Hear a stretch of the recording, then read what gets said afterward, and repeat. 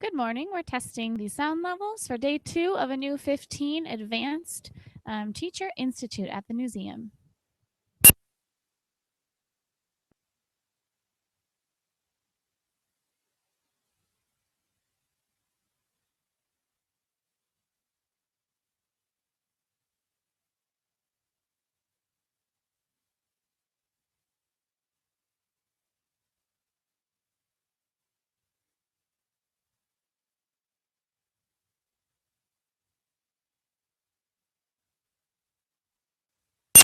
Test 2 of sound for the ANEW15 Advanced Day 2 video broadcast, live from the museum.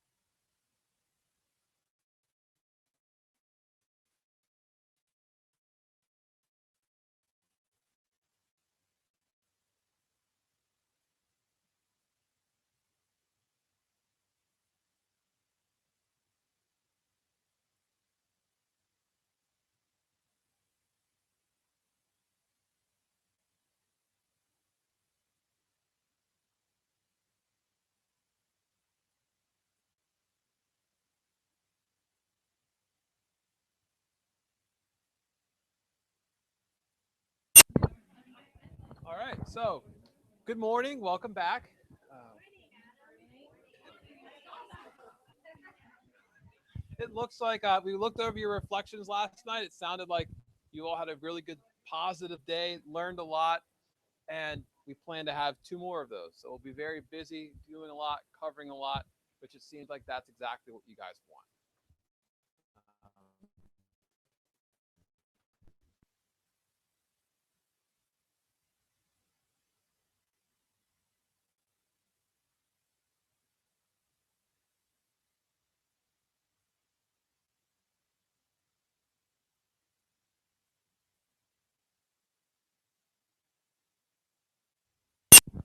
All right, so what we're going to start off with today, we have a quick warm up activity. This is what you guys worked on last night. I looked over your responses to the case study.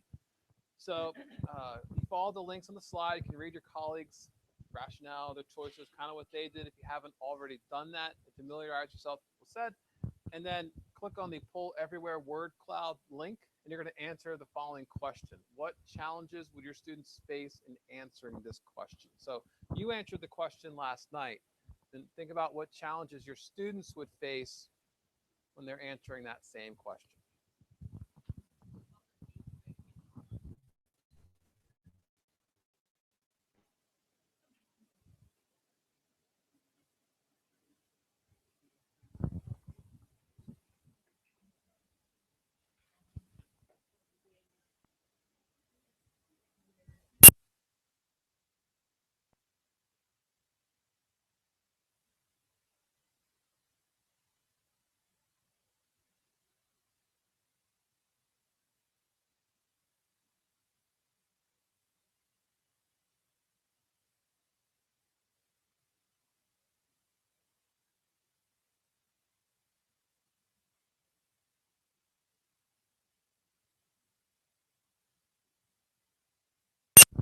So once you have a chance to think about the answer, just like we did yesterday, Pull Everywhere, text your answer, and it'll pop up here on the screen, and we can talk about that for a minute or two.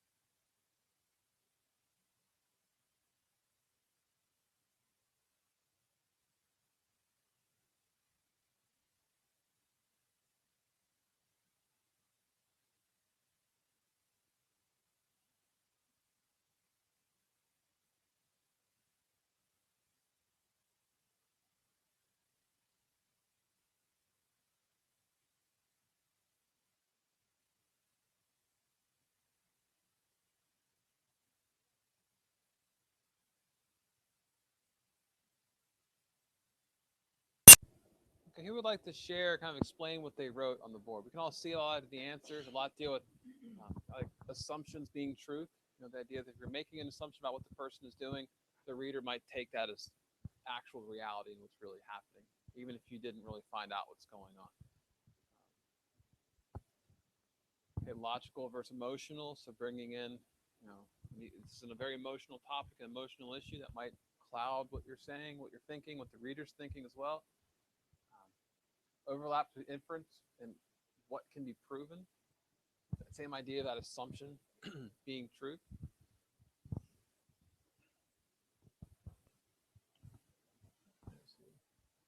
Okay, students may not question the validity of the source before including it. We talked about that a lot yesterday. That idea of questioning sources, questioning sites and what you're seeing, finding out the purpose, what might be missing, what might be there.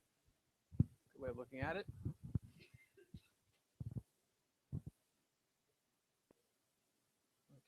Okay. How bias could be more important, or something they rely on more than critically thinking about something for the very first attempt.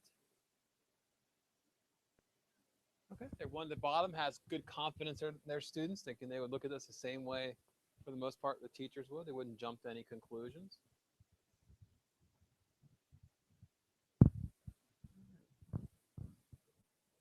Okay. Might not think about the consequences. And again, going back to yesterday, talking about social media, posting pictures of yourself doing things, you might not realize the consequences of that.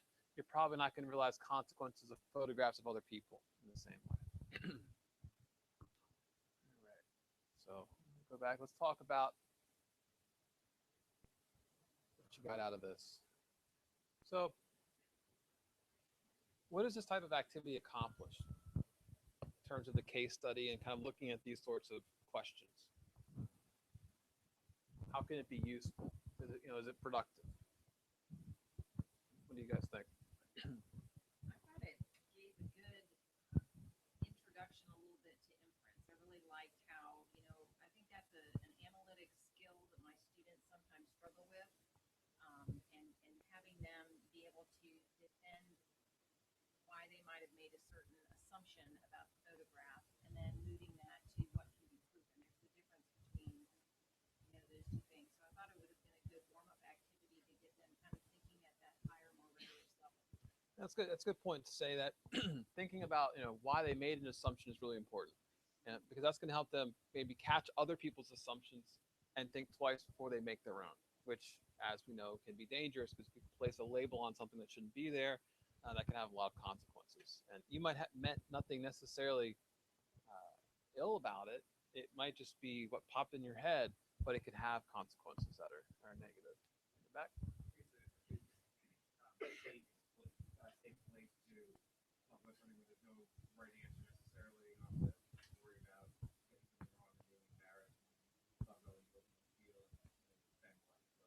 Okay.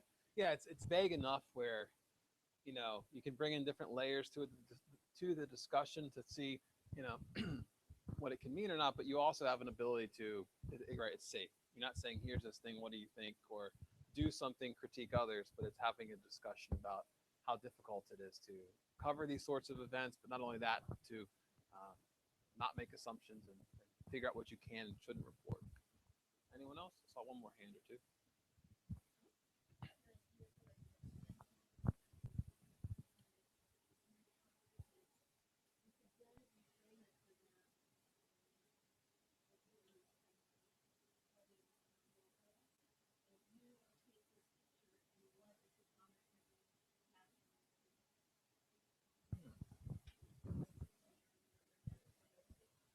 So like the idea of taking pictures and what would your tweet comment be for the photograph? So almost like go around school, take pictures of what's happening around school or around your town and make comments. So kind of be a journalist through Twitter. So using that technology to put it to actual practice in that sense. That could be an interesting way of doing it.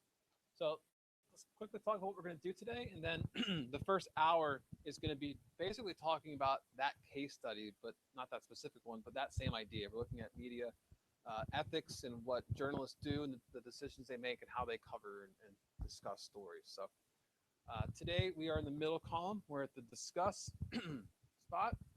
So we're talking about debate, talking about discourse. Oh. Mm-hmm.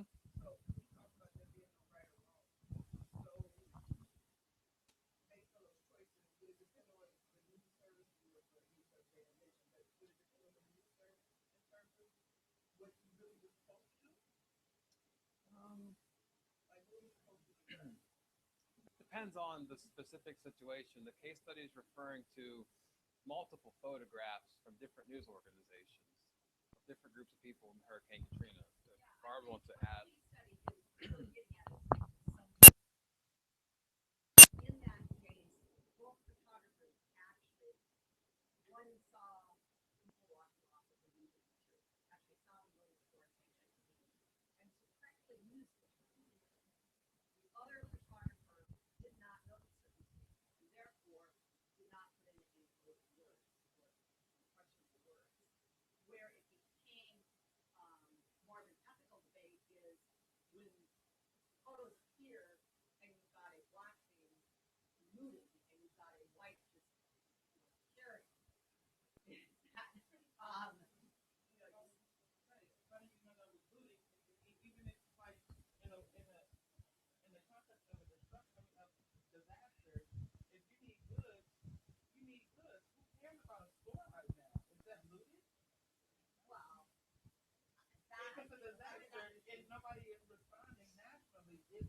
correct, and those are all questions you raise. It is word choice that case study is really getting at, is the danger of words and the images that it can present, the assumptions being made, and all that.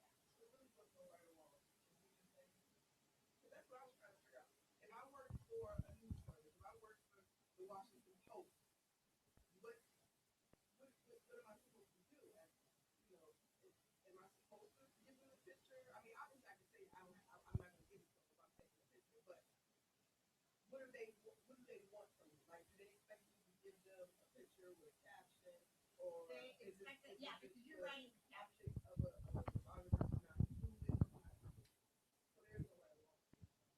Now, on that one, I'd say no, it's what the paper standards are. And I mean, it was the Associated Press on both. And it is the standards that they have. The photographers provide captions, but I will tell you, most photographers write very raw, awful captions. And so, I mean, they don't know grammar and they don't know stuff. And then it takes an editor after that who is massaging it. But you want to make sure that editor is not adding in information that wasn't there in the beginning. It happens many times. It happens many times. Correct. Whether there's a right or wrong answer, and get to here in class, with a lot of the case studies, the best case studies that I do with groups, I've got every table on the different way they do it. And there isn't always a right and wrong. There are times though when it definitely violates the interest of that news organization. But you will find different news organizations decide what they see as acceptable. Yes. Yeah. And that. So I don't like any classes for kids. They go, oh, I picked the right answer. I did what you said CNN did. I'm like, that doesn't necessarily mean right. Yeah, and I think that case study too is generalized again to point out the issue of making assumptions more than to have a specific. Like, this is the exact thing that happened. This is the exact right or wrong answer, but more to challenge and make you go step back for a second and say, okay, I made an assumption with my answer. What consequences could that have? So it's not necessarily looking at a specific right or wrong, but just making you think about that for a second and realize how powerful that can be. So again, with visual literacy, a lot of what you're going to look at today is there's a lot of photography in it, a lot of pictures too. We're looking at the power of image later, some of the activities with the women's suffrage movement, and then again looking about using these ideas and skills for blended learning. Basic rundown, like I said, Barbara's going to be teaching the class about media ethics here in just a second. We're going to have a gallery exploration. We're going to go up to the Reporting Vietnam gallery and see that and discuss the challenges of reporters in war and have an activity with that. Kat's going to come back and show you more artifacts dealing with women's suffrage movement. We're going to have an activity with that one as well. We have two more teachers joining us talking about how they use technology in the classroom. and then you guys will work on your lesson plan for the majority of the afternoon. So similar to yesterday.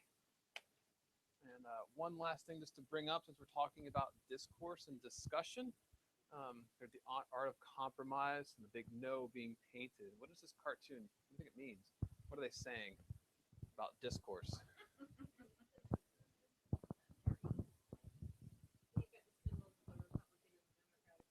Yep.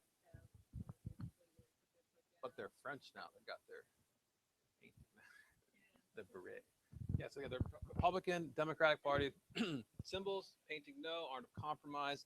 No, if this is how discourse is happening, is discourse taking place? Not a real discussion, right? It's kind of the two sides arguing that they don't agree with each other being the discussion. So what we want to talk about today and think about as we go through today is how to improve this discussion. Quote from Oliver Wendell Holmes: "The ultimate good desired is better reached by free trade in ideas." So that idea of discussing and talking and being constructive. Sometimes it's excellent when people disagree with each other because it can lead you to very interesting places if you do it constructively and work together. So I think what we're looking at today is how to help students get those skills, be knowledgeable about that, and actually practice and use those things and be aware of it. So they're not just arguing no or arguing their side, but being more nuanced with it and having discussion, putting it out there, and hopefully creating new things out of it. So I'm going to hand it over to Barbara. Okay, and I gotta figure this out and not trip. Just stay on this side of the podium. I know, but I don't never stand in place. I don't either. I never stand in one place. Okay, I'm so excited to be here in front of you guys to talk to you about ethics. Just a little background on myself. I loved journalism since I was a little kid, and the family would go on vacations, and my sister and I would produce daily newspapers on what we did on our trips. It was so cute. When somebody lost a tooth, it was a big news story. And then worked on a paper in high school, college, papers in Minnesota, Florida, and then dating myself here, had been with USA Today since almost its start, retiring early in May as an editor there. At the end, I was primarily all on digital platforms, so editing for the website, for smartphone and all that stuff. But I love to talk ethics with students and with adults because it's an important component to media literacy, the understanding of how journalists are making news decisions. And our ethic classes, photo ethics, media ethics, global media ethics, are all a big part of our curriculum here at the museum because we really want to further that debate and discussion and get kids thinking about how decisions made by the media can have broad implications. And so today the one we're taking a look at is global media ethics. And I know by the end of the hour, you're going to think I'm just like bad news Barb because every case is pretty sensitive that I have picked to do with you guys. With students, we have a wide range of cases, some of them not nearly as depressing as the ones that we're going to be doing, but they'll deal with different ethical things from, whether you change quotes, whether you manipulate a photo, to national security. So there's quite a range of cases that we'll do with students. Now, most of our cases are all in the case study format like you did last night. But the one I'm going to start you off that is a little different. And I do this with adult groups because I want you going through that thought process. With the normal way we present cases, we're giving them the answers. So we're already putting thoughts in their heads. This time I want you guys to start from scratch and to imagine that you are, jump ahead here, you are a reporter and you have gotten 18 photos emailed to you by a soldier in Afghanistan who has photographed fellow comrades posing with body parts of Afghan insurgents who either died attempting suicide bombings or during the course of suicide bombings. The person who sent them to you doesn't want his name used, but he has sent them to you because he feels it shows a breakdown in leadership and discipline among the troops. What are you going to do what questions are you going to ask in order to decide whether to publish it or not? I'm not asking yet whether you would publish the photo, but to go through that process. Ethics really is asking a set of questions to come up with the right decision. So I'll throw out, my first question would be, is there news value? Is it newsworthy? So what other questions are you going to ask? Okay, great one. What else?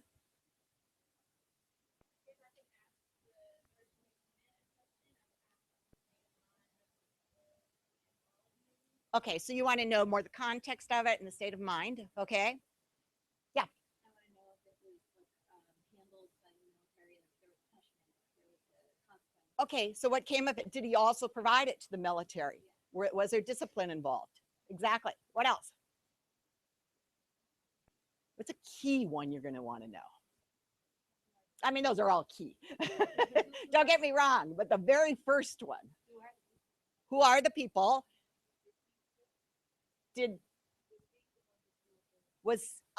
No, it was a suicide. It was a suicide bombing. But you've got, you know, at least one very visible, identifiable U.S. soldier who is grinning.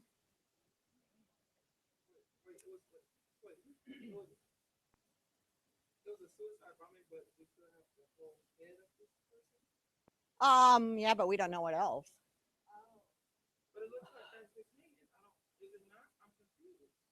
Okay, so what's question is that leading you to? Is it photoshopped? Is it real? Is it, they are posing with them actually. I know I have never figured this out, and I actually had a military officer explain it to me and I still didn't get it. But apparently this hand is with this guy. I don't quite understand, but it is not photoshopped. But that would be my first question. Is it authentic? Okay.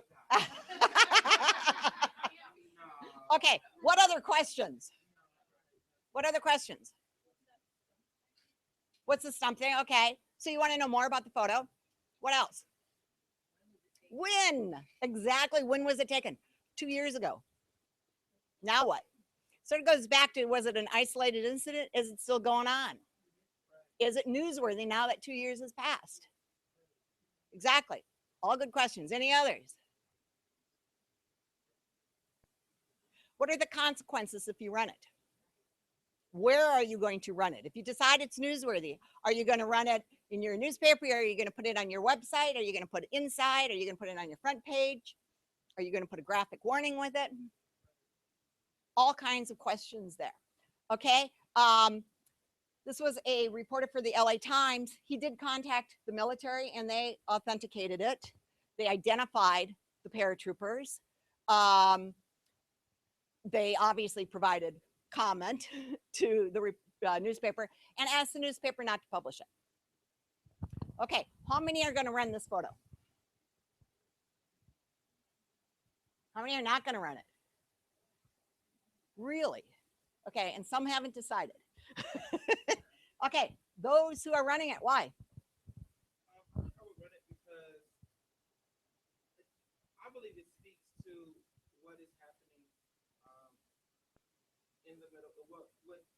What is happening in the Middle East that we may not be getting as American citizens.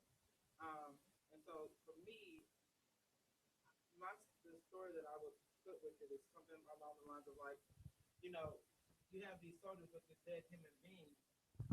Why do they think it's okay to play with their life like this? Or Yeah, it's not showing any respect. no, I mean, even though obviously this was not a good person, but it's not showing respect. And how does it reflect on the U.S. military? But how do we know that that wasn't a good person or not? Because he could have thought he was good in his mind Okay. for doing what he was doing. So it doesn't matter if we think he's good or bad. It's a matter of respecting his body. He may have not respected it, but we need to as human beings, which means we don't need to be posing with it, joking with it, or whatever, or doing anything with it. This is a body. Okay, so you definitely think there's news value. For those who said no, why aren't you running it?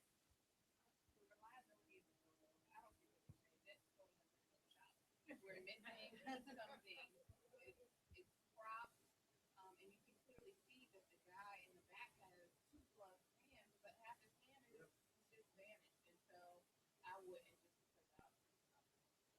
You think it's just too confusing? Okay. I mean, the military did confirm it. And it is, and not be too great, it is body parts. So where you're seeing perhaps no hand, there was no hand. Yeah, they're posing with the body parts. So those who are not going to run it, you're not running it because you think it's just confusing. Would you run a story without a photo? This is where the photo tells, you know, worth 1,000 words. Yeah.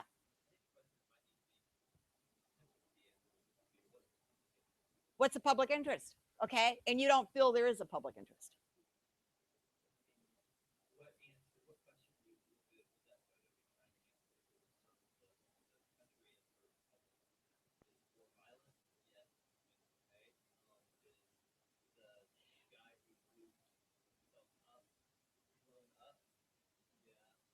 Okay. Okay. Anyone want to? Yeah.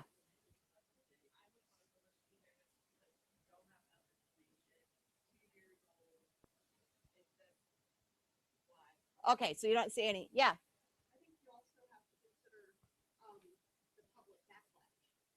Okay. Definitely. Are you defaming the U.S. military by posting this, or are you putting lives in danger by posting it because But is it your job to protect the image of the military? I mean, I leave it where it's published. You need to know what they're doing. Okay. You have to make that decision. Okay.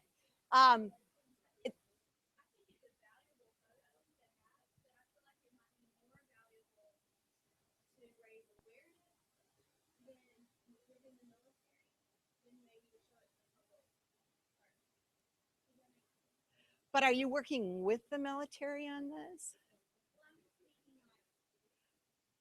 You have sent it to them. I mean, obviously, because you're getting their comment, they've authenticated it. They've identified the troops. They've disciplined the troops. So they are well aware of it. Okay, so you're saying it stops there. Now you don't do anything with it. Okay, we could debate this forever, but I'm going to move on. Yeah. I was going to say, kind of leaning a little bit towards publishing it, but I think it's important to have a very thorough story where you're meeting the people, obviously not suicide bombers, but people, trying to get a very Right. balance as possible. Mhm. Articles go along. Yeah. Interview like actual civilians too, who would have maybe understood the guy, the dead, the dead citizen of that country. Like, could you try to get that context as well to get like both sides? Like I'm pretty sure somebody will understand over there why he may have been, Well, I don't think the issue is the suicide bomber. It is what the troops did with his remains. That's really the story. I mean, well, I think I don't know whether you'd even be able to get hold of relatives or not. And I can predict what they would say. But the question here is the troops' behavior. In this case, the Pentagon asked that it not be run. The White House asked that it not be run because it would endanger our troops. When the LA Times said they still saw it as being newsworthy, the Pentagon said, give us 24 hours before you're going to publish it so that we can deal with any backlash, get ready for any backlash. The LA Times gave them 72 hours and then published it and put it on their front page, which led to a lot of people were critical that they ran it. The LA Times said there was a need to know, that the public needed to know how our troops were acting they're representing our country over there. And this is the behavior that some of them were having.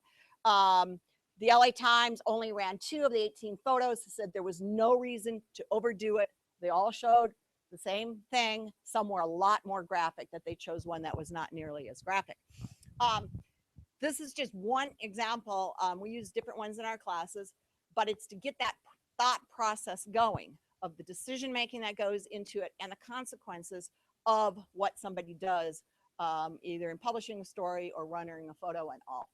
Which leads us to the whole thing that in this country, we have this wonderful right to publish and make these decisions. And it is what gives freedom of the press, part of the First Amendment, which I'm not going to put you on the spot here. But in some countries, obviously, if the military or the government or the White House president's office says, don't publish it, you don't publish it. But in this country, we have that right for those news organizations to decide independently what they're going to do with it. So the LA Times weighed the request from the government and then made their decision that they were still going to run it. So we've got freedom of the press that goes in there with all our other freedoms. Again, I'm not putting you on the spot here.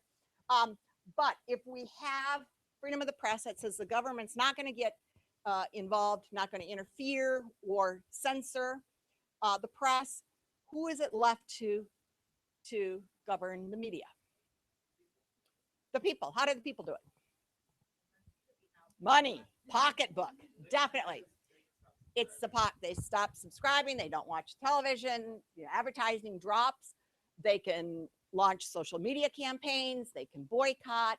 They have a lot of say. And these days, people very much are watching what the media are doing. And if they catch them in a misstep or an ethical lapse, it's out there. They're being watched there. So the media, so the public is actually having a big say in it. Who else, though, is it left to govern the media? Yeah, the media themselves. Exactly. So news organizations, again, that's the role, obviously, this is sort of basic for you guys, the role of the media is sort of a watchdog on government. Sorry, I'm not used to this. And even the Supreme Court has weighed in on the importance of a free press in this country, that the press was to serve the governed, not the governors. So it's very much a hands off by government on the media. There certainly are some restrictions dealing with libel and privacy and such, but for the most part, it is an independent press here in this country. Now, so we don't have laws putting these restrictions, so ethics start coming into play, and we talk to kids about what are ethics. You all have personal ethics, okay? Journalists have professional ethics. Hard to believe, even though, the respect for the media is way down there, not as bad as members of Congress, but which is really low. But the journalists have their own standards, their own morals, their guidelines that they ask their staffers to follow. And if you look at codes of ethics, news organizations have them, journalistic organizations have them. But if across the board you looked at all these codes of ethics and tried to summarize them, what would you say would be the number one principle? Journalists should always be truthful, definitely. Truthful, accurate, getting the facts, getting them right. Definitely number one, that affects credibility, both of the journalist, of the news organization, and as the industry as a whole. Okay, what should be number two? Journalists should always be fair. Somebody looked ahead on the PowerPoint. Perfect, exactly. Fair and balanced. I don't use that anymore because some cable channel has taken that as their motto. So objective, fair, objective. We're talking not only getting, it's not always two sides, it might be many sides to a story. Fairness also comes into play with the sources and the subject matters, being respectful of different cultures, of different religions. All that comes into play under that fairness, and often thought of as minimizing harm. Will pop up, that minimizing harm pops up in a lot of people's codes of ethics.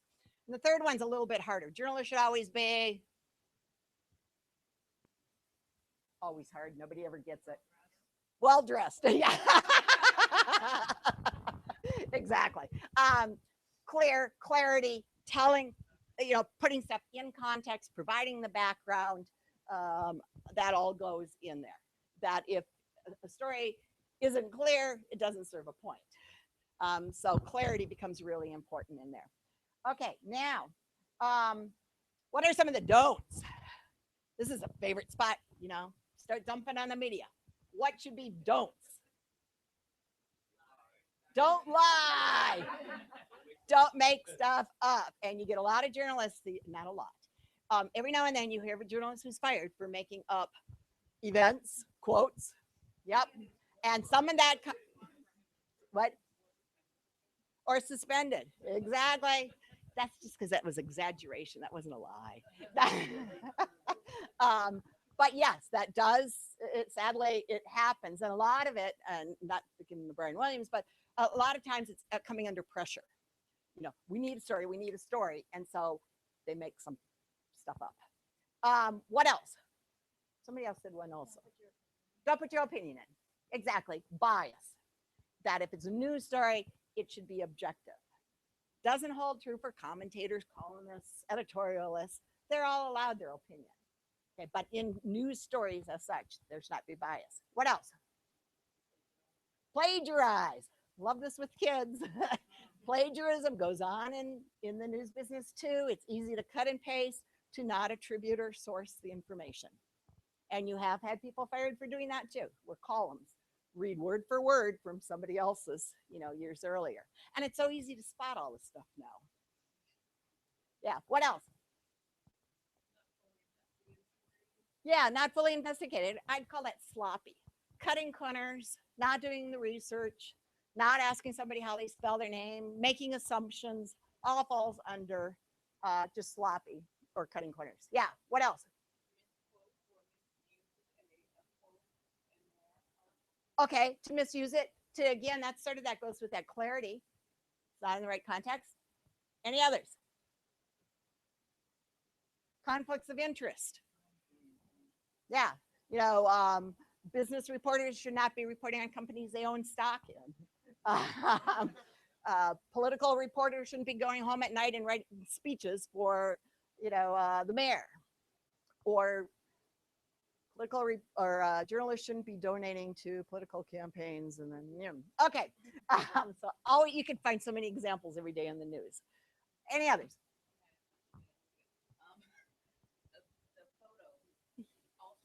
Yes. Now, I have seen where the newspaper has altered a photo.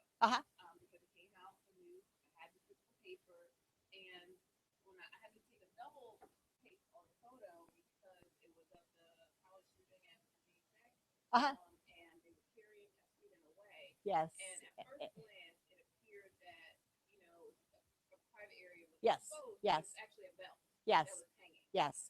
And then when I was telling somebody about it, they looked online, and the newspaper had altered the photo Yes. so that was buried. Yes. Yeah, I remember that photo. Yeah, photo manipulation, whether it's intentional or not. I mean, there they thought they were helping protect that kid's privacy and not embarrassing a victim as such. But yeah, and that if they did that, they should have noted that. That would have been acceptable as long as you're upfront with what you're doing. Photo manipulation, I would definitely put as a no there. Yeah. Any others? Let's see here, moving along. If we got them all: plagiarism, sloppy reporting, bias, deception, conflicts of interest, poor news judgment, and photo manipulation. On our dilemmas, quickly running through these are more the areas where not everybody's in agreement. Misrepresentation. Is it ever okay to pretend you aren't a journalist in order to get a story? Somebody put me on the spot yesterday and said he had just come back from the 4D movie and he saw Nellie Bly in the insane asylum undercover. And what did I think about that? Is that misrepresentation? Yeah. Did she get a great story? Yeah. Would she have gotten it otherwise? Maybe not. So do the ends justify the means? I'll leave that to you guys to decide. Sensationalism. This happens more with television. Where you've got blowing stuff out of proportion in order to pull people in and to titillate. Anonymous sources. This comes up an awful lot. News organizations try to have guidelines on what's acceptable and what's not. What's the pluses of anonymous sources? Is what? They'll speak freely. Definitely. They don't fear retribution. Their life, their job could be in jeopardy. What else would be good reasons?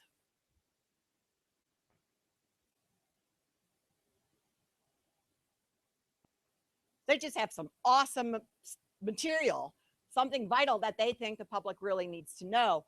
they don't necessarily be associated with it. So there's legitimate reasons for using anonymous sources. Sometimes that's the only way a reporter is going to get a story. But what's the danger of anonymous sources?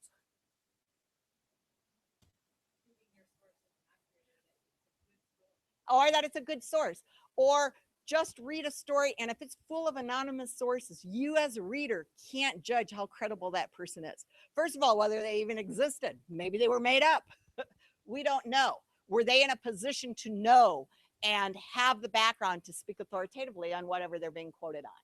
The other thing is, what's their motive?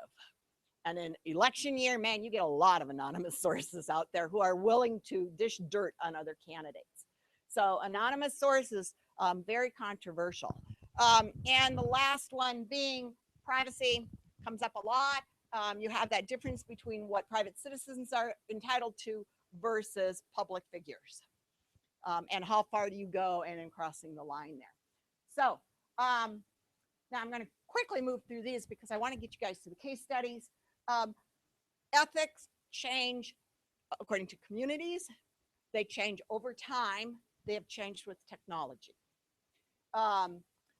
When photography came on the scene, you know, back in the mid 1800s, it introduced new questions, new ethical questions, dealing with the privacy being too graphic, the image, the power of a photograph versus words. Radio, similar issues. You now had instant news. It had a broader reach. Your community was no longer just the people receiving the paper, you know, within your distribution area. Television obviously is again bringing in that global reach. It's bringing in that visual, that instant news. A lot more questions get raised there. And then of course we all know it, the internet, where we are one world now. Okay, when we deal with challenges, challenges today, we have the whole social media citizen journalist. Do they have the same code of ethics as journalists? No. So you have to look more carefully at where they're getting the information, if it's biased, if it's being altered, what they're putting out there. Social media is a wonderful tool, but it is only a tool. We have the whole competitive 24/7 news cycle, where it is now the norm to just publish or put stuff online and correct later. Yeah.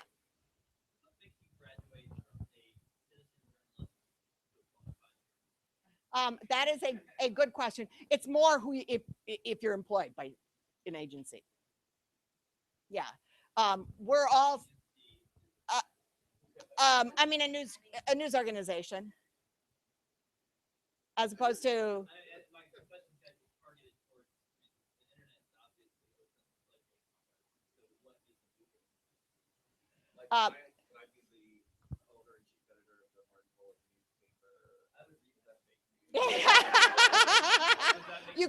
you could be, and there are news organizations online. It is usually somebody who has set certain standards. Your objectives are known, what you're covering, and all that stuff, as opposed to a random person every now and then who's reporting.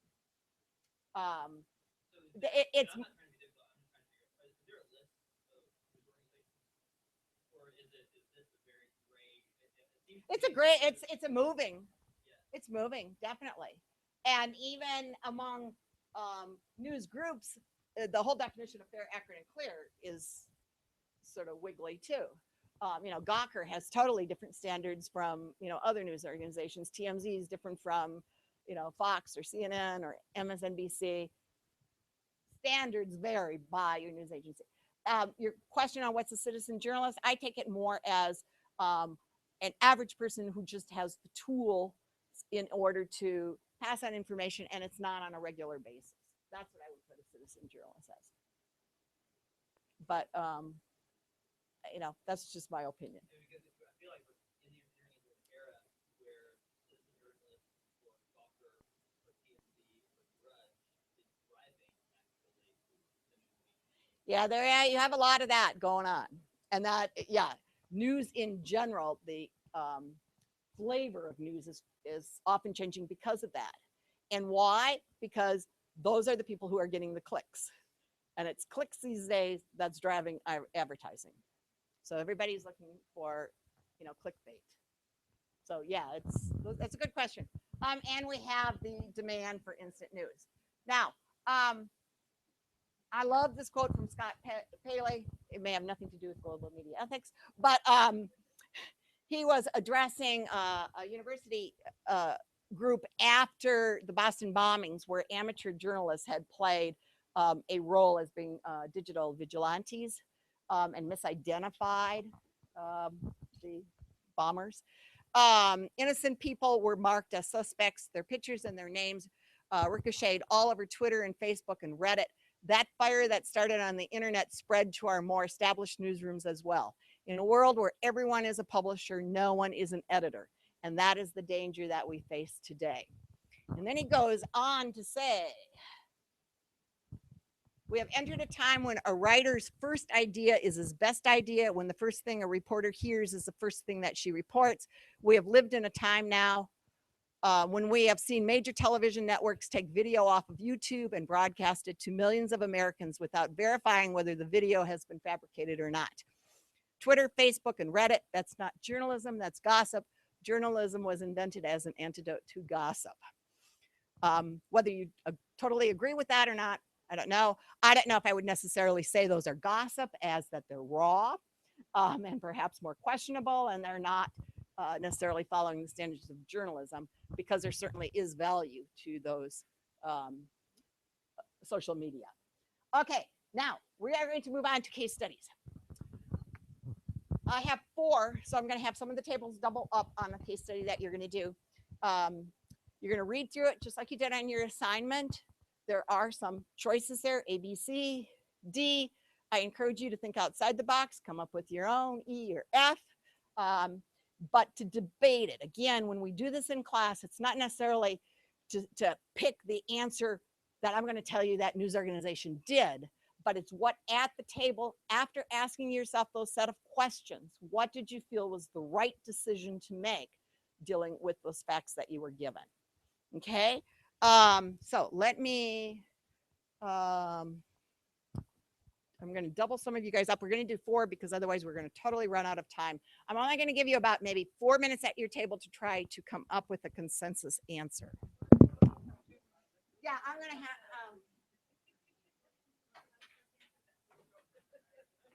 don't want to run out of time here. And again, I apologize. Some of these are pretty graphic, pretty raw. Okay, what I'm going to have you guys do is, why don't you take out some and then hand some to the table behind you? No, you guys are going to share one too. Okay, so go ahead, open it. Read the situation, and then, yeah, there should be a number of them. Yeah, and then behind. And you might have to share. Yeah.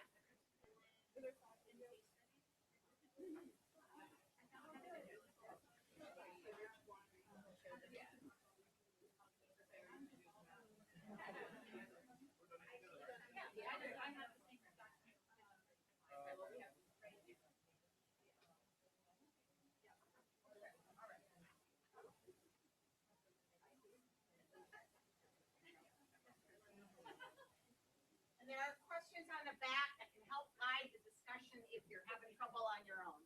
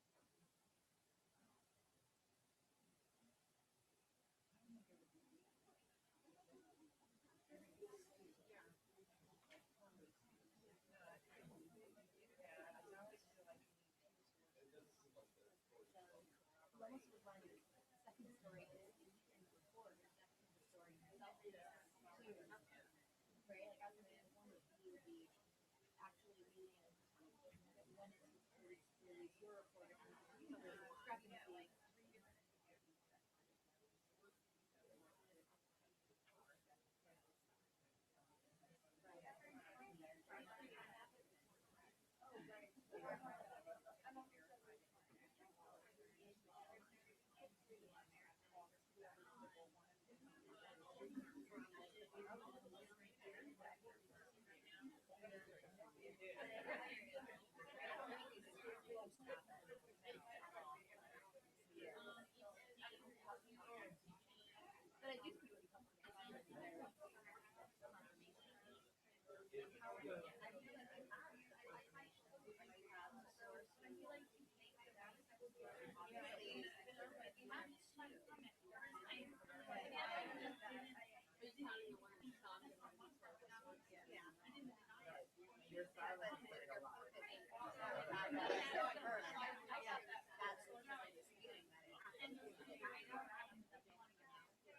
let's take about one more minute. I'm sorry I'm rushing you.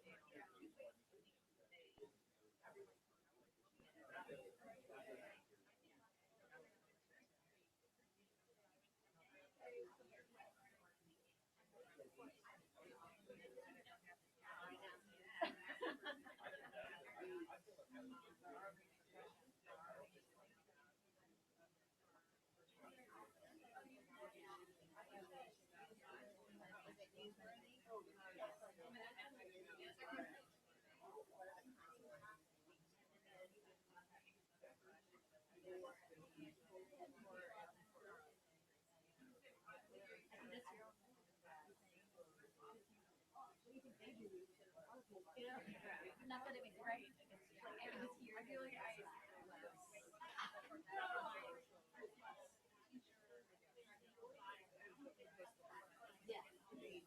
I feel like it's more like you're like, well, one more day.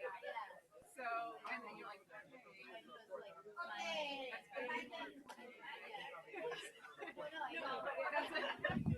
Okay, I'm gonna cut off. Okay, if I could cut off the conversation, I hate to do this to you guys, but if we're gonna try to get through them here in just over 15 minutes, we're gonna have to move fast. Okay, so let's take our first case, which was the CIA secret prisons. That was my group. Where? Okay.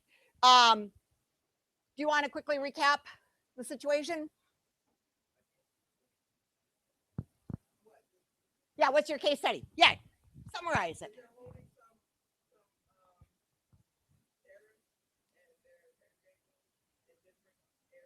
Yeah, in what they call black sites around the world. Yep. Okay. And so you as a reporter have gotten this information. The White House and the Defense Department says, don't publish it, please. Okay. What are you going to do? You're going to publish it. All of you said, go ahead and you're publishing it. Are you publishing the names of the countries? You're going to say publish, but don't name the countries. Okay, the rest of you are going to name the countries, right? Yeah. You can listen to the argument and then decide. You can listen to the argument and then decide, right? Okay, nobody was going to hold the story. Anybody here going to hold the story, not do it? You've got this really big story, possible big story on what the U.S. is doing with suspects in other countries. Okay, what's the consequences of running it? Reprisals against our people and other countries that are assisting us. Definitely. Damaging allies. What else?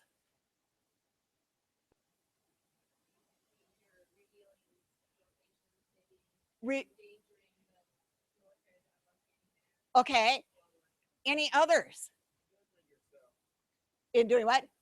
Endangering yourselves. How? Couple ways. I feel like the public. So if you have like really extreme, like devout, patriotic people, they may like try to harm you, but then the government may try to harm you themselves. Okay. And take you to one of these black sites. Okay. Well, yeah, and you also have, aren't you revealing a perhaps important way of getting intelligence information? You know, no matter what you think of the way we're doing these interrogations, it's revealing perhaps good intelligence. And now you're going to cut it off and expose that. Okay, so it could be opening us up to more terrorist attacks if you're cutting off their way of getting information, the CIA's way of getting information, right? I'm playing devil's advocate. Okay. Okay, so why do you want to reveal it? You got the story.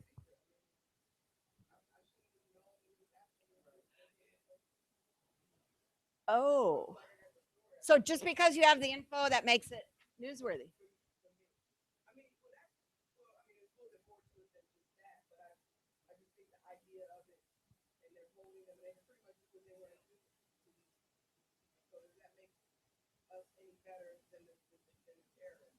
Okay, so is there a public right to know what our government is doing in our name?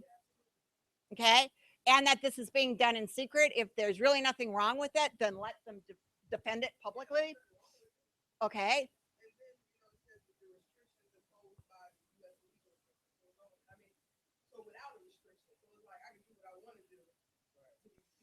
Exactly. Why are they doing it in other countries? Because they know they can't get away with it here, right?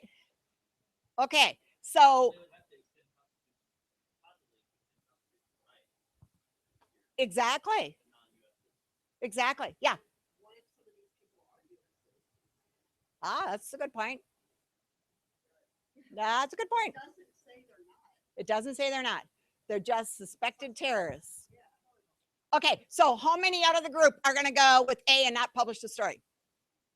How many are going to go B, publish the story? How many are going to go C, publish it, but not put the country's names in?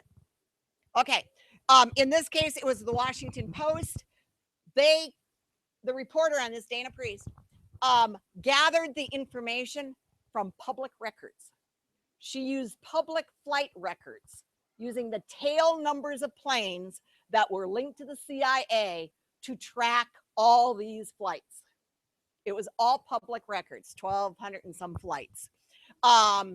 The White House, depending on whose story you read, the White House either finally said, yeah, run it, but don't include the names of those 8 countries. We had agreements with them that we were not going to reveal who they are. They're working with us. They're going to run into trouble in their country if it's exposed.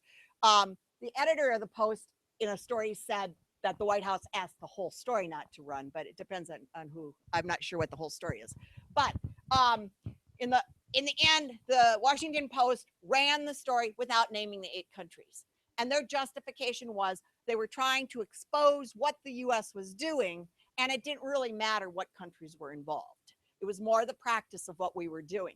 The White House, it was only a year later that the White House even admitted that we had done such interrogations abroad.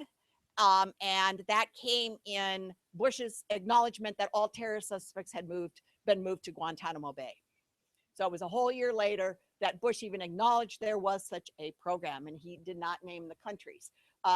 It was through further reporting, it came out which countries were involved, and the EU became very involved in it to know which other countries were actually participating in this. Now, this is a great example of the biggest tension going on right now between the media and the government is over national security. Has been heightened since 2001 for obvious reasons. We had a terrorist attack on US soil in 2001, and the Bush administration started imposing a lot of restrictions on civil liberties. And what happened if the media started exposing any of those? They were called un-American, unpatriotic, and all that stuff. So there's that tension going on. You've got the government saying, we need to protect us, and you have the media saying, the public has a right to know. And you have this clash that goes on. And probably more often than not, though, you don't realize how much cooperation there is between the military and the government and the media. And the case we just used was a great example where the Post listened to objections and decided not to run the country names. Okay, the New York Times had the story on the surveillance of our phone calls. They waited more than a year. They delayed publication for a year to do additional reporting at the request of the White House before they came out with that. The media often has held off on when suspects have been either killed or arrested at the government's request. Give us a few days we don't think other terrorists know that we've arrested their leader, and the media will hold off on it. Hostages, many times that does not come out until much later that there were hostages taken.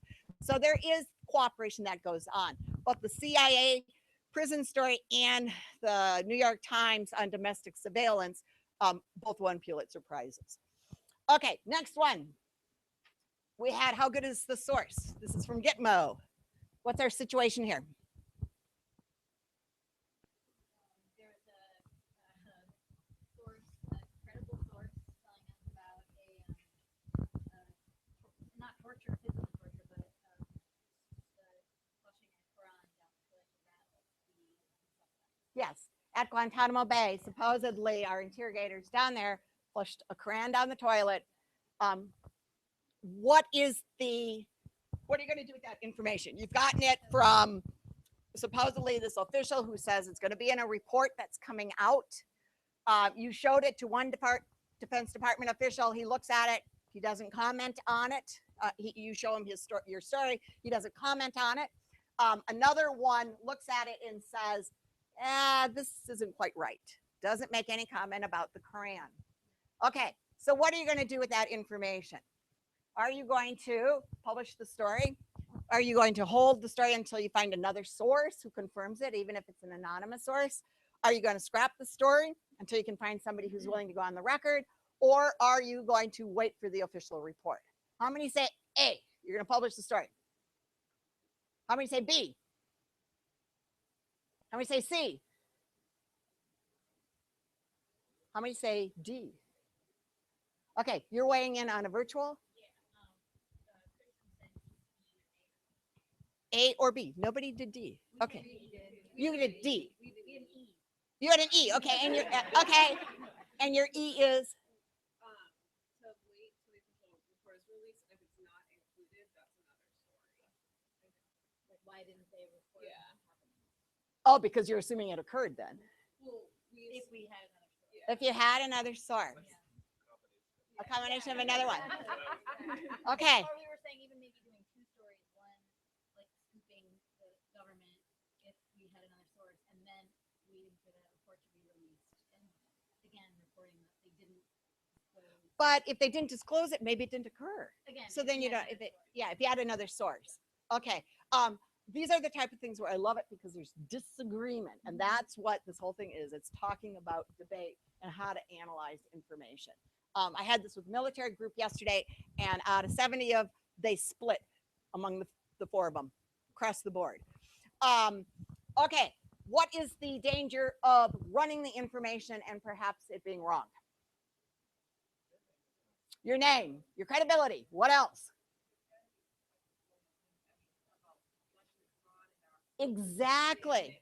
You got the consequences could be huge. You are talking about a very sensitive subject matter, and we know what can happen. Okay, is it that big a story to go with it using just one government source? Some of you guys were willing to do it with an anonymous source. Well, Okay. I felt like, according to the case study, the person is listed as a credible source. So it's somebody that I would have assumed from that I have gotten information that is fresh. I trust this source. Okay, but why when you showed it to two other officials, And I feel like one declined to comment? Is that the same as confirming? no. No, not at all. The other one says, hey, you got this wrong, doesn't comment on the Quran. Is that the same as confirming? No. So you have nobody other than that first source.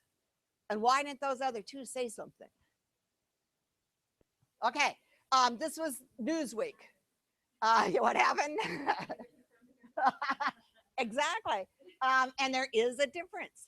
There is a difference on that. This was Newsweek. Newsweek went ahead and published it. 300 words. It was a very short thing in their Periscope section at the beginning saying this was going to come out in a report. Okay. The Pentagon never made comment on it after it appeared until about 2 weeks later when it was transcribed into Arabic. went global. Remember, we got the internet these days, and it led to massive anti-American demonstrations, a lot of protests. There were about 15 some people that were killed in riots. And at that point, Condoleezza Rice comes out and says, "This is terrible. You know, it's damaging our reputation," and puts our troops at risk. The report came out, and it was not in the report. It was not in the report. And when Newsweek went back to the original source, he started backtracking. Well, maybe I didn't quite have that right. Newsweek apologized for the riots and the commotion they had caused, but it only came under immense pressure from other media, from the public, that Newsweek finally retracted their story and said, yeah, we got it wrong. So that's where getting something wrong can have major consequences. They retracted it. Yes, they did. But it took immense pressure to get them to retract it. Apology is not the same as a retraction. Okay. AP's guidelines. So the material has to be vital, can't be opinion, you can't get in any other way, and that your source has to be reliable and in a position to know. Okay, next one, Ambassador's Journal. Okay, I'm going to quickly go through this, setting the scene. You've got a U.S. ambassador killed at a consulate abroad. Everybody knows we're really talking Benghazi here. One of your reporters is wandering around the consulate after it had been burned, finds the ambassador's journal. And in it, the ambassador expresses concern about security threats and fears of a terrorist attack. The network contacts the family members. The family says, you know, send us back this journal. We don't want anything used in it. It's private. And what are you going to do now? You've looked through this journal. You know what's in it. Okay. Are you going to honor the family's wishes and do nothing with the information? Are you going to do nothing because you removed it basically from, quote, a crime scene? You're going to use the journal for other story leads and get other people to corroborate on it, but you're not going to mention it came from the diary. Or are you going to report on the diary over the family's objections? What'd you guys decide? It was what? Okay, split. Okay.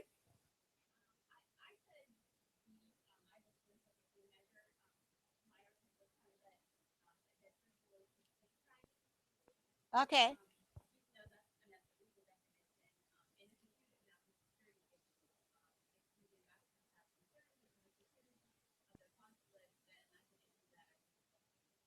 Okay. Okay. So you think there's a public need to know.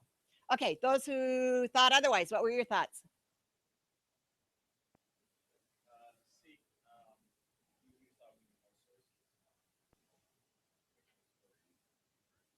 Okay. So you're going to use it for leads because you feel there still is a public need to know that we had an ambassador who did not feel secure, that perhaps he was not getting the full support of the State Department.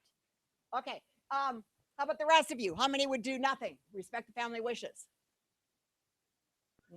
Virtuals would respect family wishes. Okay, even though you've got a blockbuster story there, how many are going to do nothing because of the way that you found this journal? How many are going to do C? How many are going to do D? All right, we're again. I love it. Yes. Mm-hmm. Yes. However, I would be selective not to, include personal information about the ambassador, and I will also get others to corroborate the information. Okay, but by nature that it's his diary, isn't that all personal? It's his thoughts. Well, yeah, he's dead. But I mean, he can't answer any questions about it, or he can't verify that. Right, you don't necessarily know his real thinking. Yeah. This was CNN. They went and they recovered this journal. They returned it to the family, and they went ahead and used the material to have leads on other stories. Oftentimes saying they had the information from somebody who knew his thinking. quote his thinking, meaning that they were actually using the diary on it. But a source who does it right. And Anderson Cooper, a few days later, actually made the mistake of acknowledging they used it from the diary. And there was huge criticism of this. Yeah.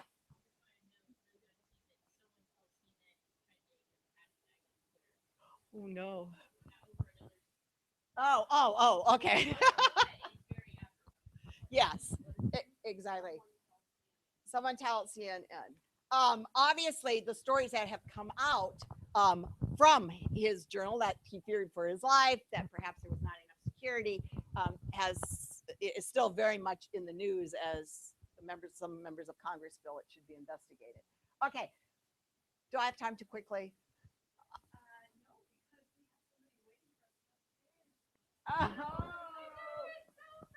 Okay, can I just quickly tell how this one ends? And then you guys, the rest of you can ask about their case study.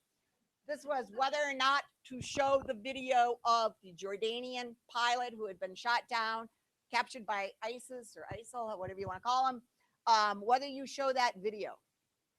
And your choices are no, it's just too graphic, or yes, you do use it, or you just use a still photo of it. In this case, it was Fox News. Fox News, well, actually, it was many people, but Fox News was the only one that chose to post the entire 22-minute graphic video of the pilot being burned to death. They justified it as we need to know how barbaric this organization is. Other people were very critical and said, you're playing right into the hands of ISIS. This is what they want, propaganda. And in fact, an ISIS supporter linked to the Fox News video. So they truly fell into the hands of ISIS. Fox, again, continued to defend it, that the public needed to know the extremes that this group was taking. So anyway, you guys have been terrific. I could talk forever on this. You're going to go upstairs to the Vietnam Gallery. You will see, again, photos that raise a lot of ethical questions and the coverage that was occurring during Vietnam. Oh, thank you, guys. Thank you. Okay, Adam's going to talk you through this here. All right, yeah, so just a minute, we're going to head upstairs. So you'll follow us up the glass elevator to the 6th floor, and we're going to look at the new exhibit about reporting Vietnam. We're going to meet with the main exhibit writer. She's going to give us a rundown of kind of what's in there and talk to you about it for a little bit. And then what you're going to do is have a debate about this on Twitter. So your discussion question is going to be, is it possible to report accurately, fairly, and clearly from a war theater?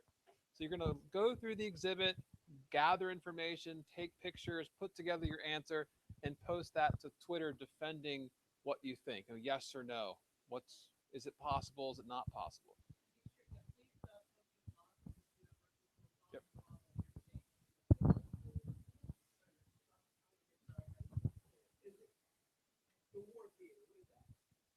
From like when you're no in the sense of a theater of war. So if you're in Vietnam reporting Vietnam as a reporter, yeah, you're the reporter in this conflict zone. Is it possible to be accurate, fair, and clear? And what challenges do you face in getting all three of those things together? So make sure you put the ANEW15 hashtag in your post so you guys can follow, see what each other are saying and doing. And like Kim had said, for the virtuals online, follow that hashtag for the next 45 minutes so you can see what the discussion is there. Yeah. Yeah.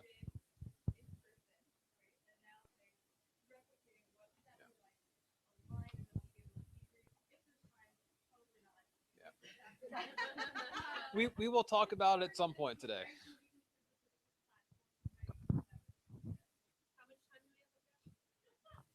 About 30 minutes by 11.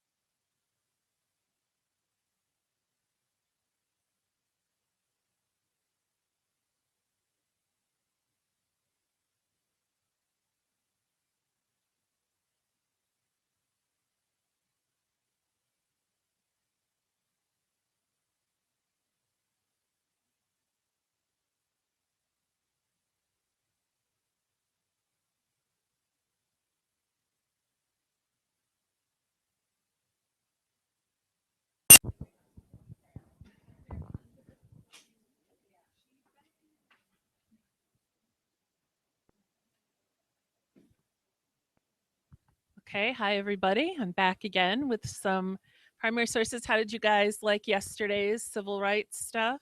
Good, good. I saw all the Twitter pics and tweets, so that was very exciting for me. And a lot of you were actually reading the stuff, so bonus points for that. Today I have with me some suffrage newspapers. We'll talk a little bit about the women's suffrage movement, kind of how it progressed. The first item that I have with me is from 1848, and this is the National Anti-Slavery Standard. Oh, I also wanted to mention some of these aren't as graphically interesting as yesterday's because they're from an earlier time period, but I really encourage you to dig into the text because there's some really interesting stuff in here. So you want to take a little time to read them a little bit.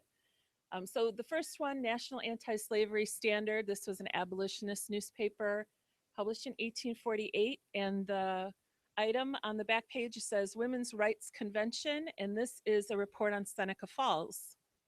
So it's got the Declaration of Sentiments and everything written in there. So that was a new edition. We just got that in about a month ago. So we're excited about that one. The next paper is called The Revolution, and this was the National Women's Suffrage Association publication. And the National Women's Suffrage Association, the NWSA, was considered the more radical arm of the women's movement. They broke with the abolitionists because abolitionists were more focused on getting Black men the vote, and the suffragists felt that the women weren't as important in that movement, so they broke off from them. And this was Elizabeth Cady Stanton, Susan B. Anthony, and Parker Pillsbury. And then we also have the Women's Journal from a couple years later. This is from the first year of publication.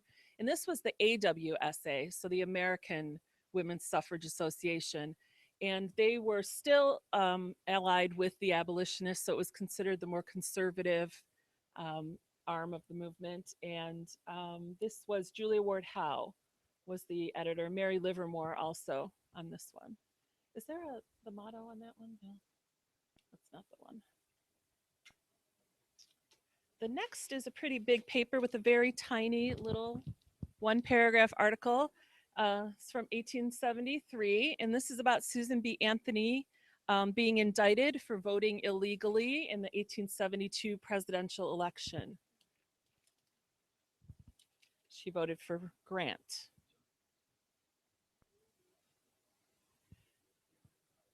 Another women's suffrage paper, this is the Nevada Citizen.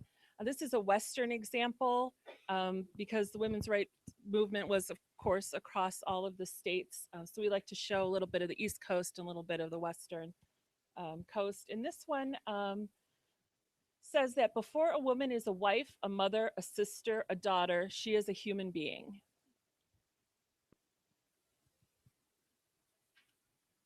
Now, kind of showing the opposite side, this is an anti-suffrage publication. It's called The Remonstrance. So put you in your place there, right?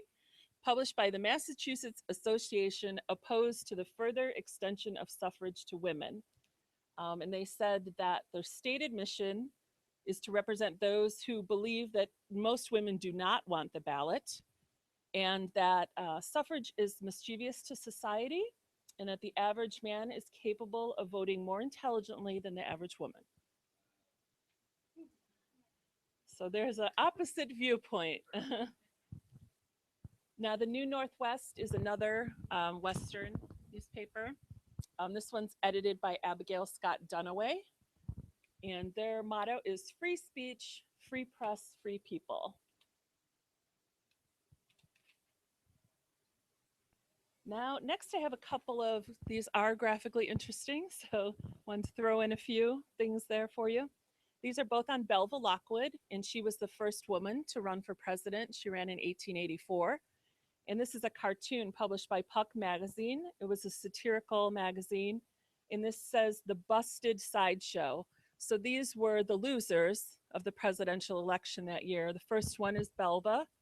The second one is Benjamin Butler. He also ran for president. Grady is a man who supported Butler. And then Charles Dana was the editor of the New York Sun, and he also supported Butler. It's a little mockery. And then we have an Iowa newspaper, also from 1884, the Muscatine Daily Tribune. And this is pretty interesting graphically, and also it's a election special edition. They printed it on red linen paper. This was a bright red at one time. And right down here in the corner, it says, "Belva, take your defeat kindly. In the family is your place to rule."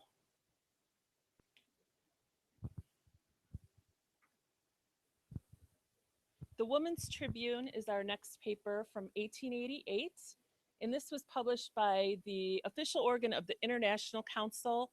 And the International Council had a convention here in DC in 1888. So this is Clara Bewick Colby was the editor of this paper, and it's publishing the schedule of events that were going to take place at the conference, and that President Cleveland and his wife were coming to meet the women. So 1913, this is the Women's Journal now. It's now merged. The NWSA and the AWSA have merged at this point. And this was a parade that took place here, a suffrage parade in 1913 in DC, at which point the suffragists were encountered a mob of men who did not want them to be marching. And so there was a kind of a near riot, and the women were, jostled around, and it wasn't a good situation, and the police were pretty roundly criticized afterwards because they did not protect the marchers.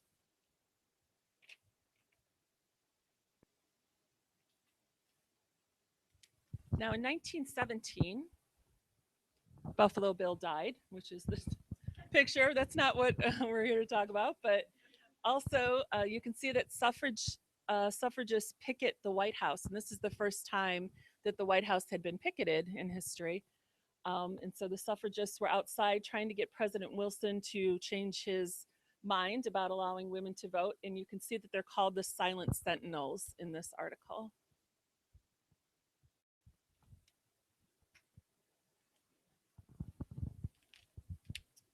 Okay, now we're into 1917 again. There's a small article down here. Well, first there's Ardent Stuffs Hiss Wilson. So they're giving Wilson, again, they're still protesting, wanting to get Wilson to come out for suffrage. And there's another article that says, "Hunger striking suffragists fed through tubes." So this was Alice Paul and other women at the time who were striking. They were in prison, and they were force fed through tubes in order to try and get them to end their hunger strike. Now, 1920, the big good news that women have finally achieved the ballot with the passage of the 19th Amendment. And there's a picture of Carrie Chapman Catt on the front page. And then again, a large headline, "U.S. women get the vote." And then the last item is also a Women's Journal, but now that they've changed their name, now that they have the vote, the name of the publication is the Women's Citizen. So we'll hand that one out. And if you guys have any questions, let me know. Otherwise, the same as yesterday, if you cannot put anything on top of them, that would be great. And feel free to get up and circulate around. And are they taking pictures again, Adam? Yeah, I'm going to explain what we'll do specifically, so when you go around, you'll have the activity in mind. So what you'll do is you go through the tables and look at the different artifacts. You're going to choose an image, an article, whatever it is, or just the general theme of the story or what the paper or publication is about, to bring the women's suffrage movement into the 21st century. So you're going to use Instagram to turn the object into an advocacy artifact. So by using Instagram, adding something to it, text, use it to persuade somebody your stance on suffrage, women's suffrage. And then share the result with the hashtag ANEW15, like we've been doing all week so far. Okay, does that make sense to you guys? That's an example. Yeah, that's an example. That's something you could do. Take a picture, add a title to it, add something to it. Promoting or not promoting, or depending on what side of the argument you decide to take. But use the image or article as a way to help persuade and advocate for one side of the argument. And then in total, we have like about 30 minutes for this to finish the work too. So at one point we'll collect everything, but that at 11:45 is when we're going to be finishing up and going to lunch. So just keep that in mind, time wise. Okay.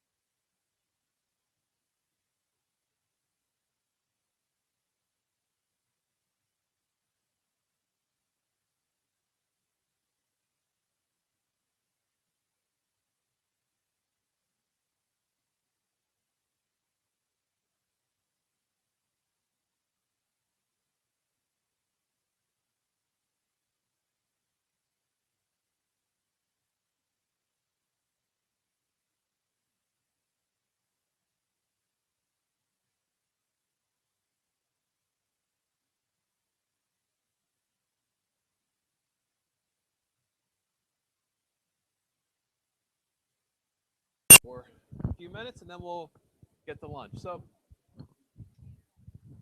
from what I could tell, you guys enjoyed that activity. The exhibit's really engaging. There's a lot of great information, and it also poses a lot of really good questions.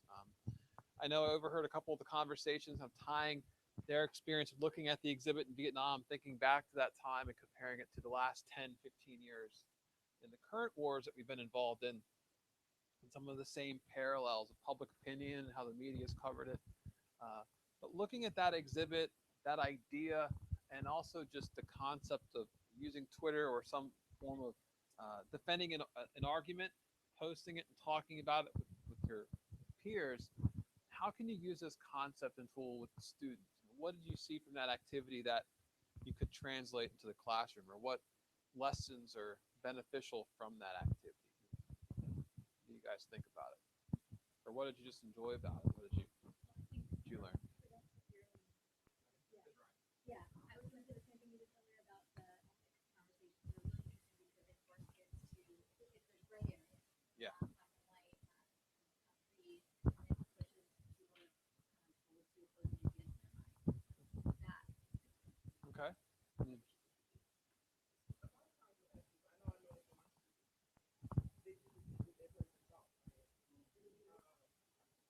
there's always like sides to it. Because I have a student last year who didn't understand the belief. And his reason behind it is because he's so liberty and justice for all. So why am I fit for that? And so, and my and I noticed a little bit from like cousin her, like an adult talking about how they felt about what was going on in Ferguson and all that kind of stuff. So I asked him, well, if you think that there should be liberty and justice for all, is that a reason to stand? I mean, would that be a twist on why you want to stand for it? You know, even if you don't necessarily believe. I mean, Yeah, it could be a. if you understand Yeah, where I'm coming from, I get it. I want liberty and justice for all. So that's why I'm saying. So I'm gonna be more active because I want it, not retreat because it's not there. That's a good point.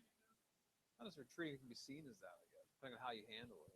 If you're gonna disengage from it because you think it's not there, but it also, yeah, you're right, it could be either, depending on your purpose behind it.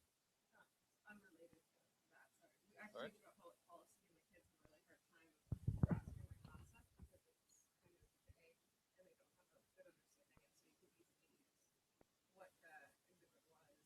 use what the exhibit was and how like the media and Americans changing their mind about it influenced eventually Yeah. the public policy. Okay, so showing how even if it takes a long time, that response, or the government will eventually, in theory, should respond to the public's wishes, what they want. Might not be as fast or as, whatever it is. But if you look at that poll, which you pointed out, the public opinion switched. It didn't go from 60% supported to 99.9% against. There still are some people supporting it, and they're going to hang on a little while before they give in to it. So it is a challenging story in that sense. Anything else? I think the exhibit also reinforced how and it was just like in those large size, full size images.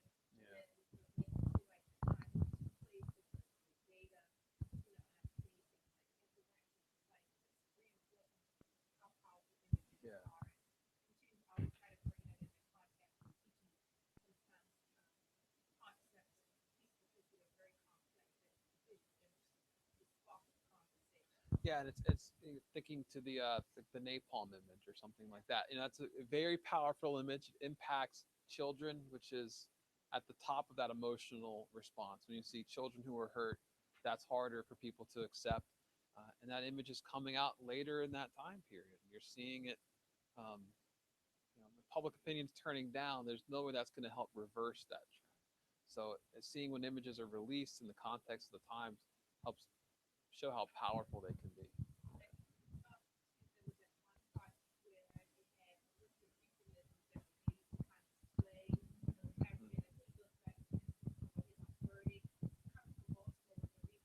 Yeah.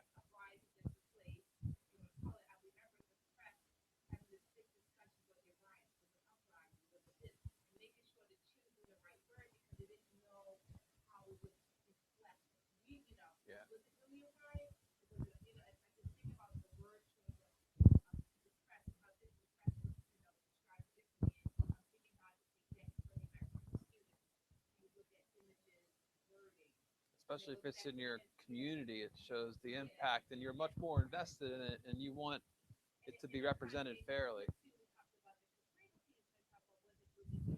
Yeah. Or is it I need water? You know, stores aren't even open. I can't buy water if I want to because no one's here. You know.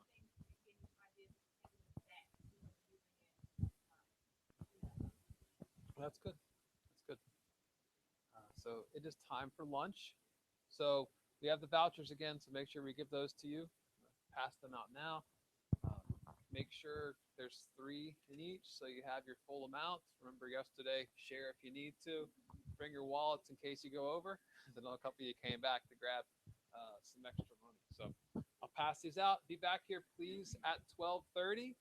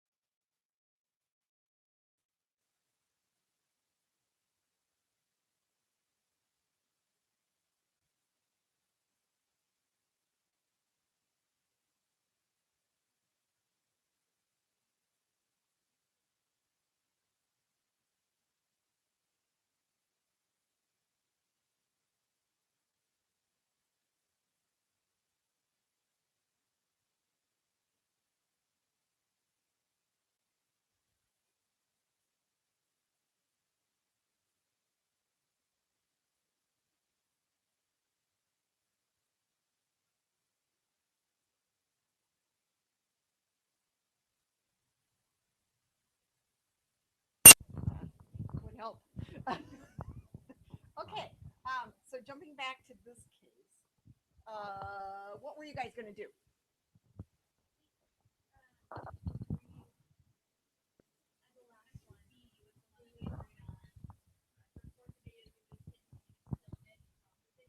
Okay, why?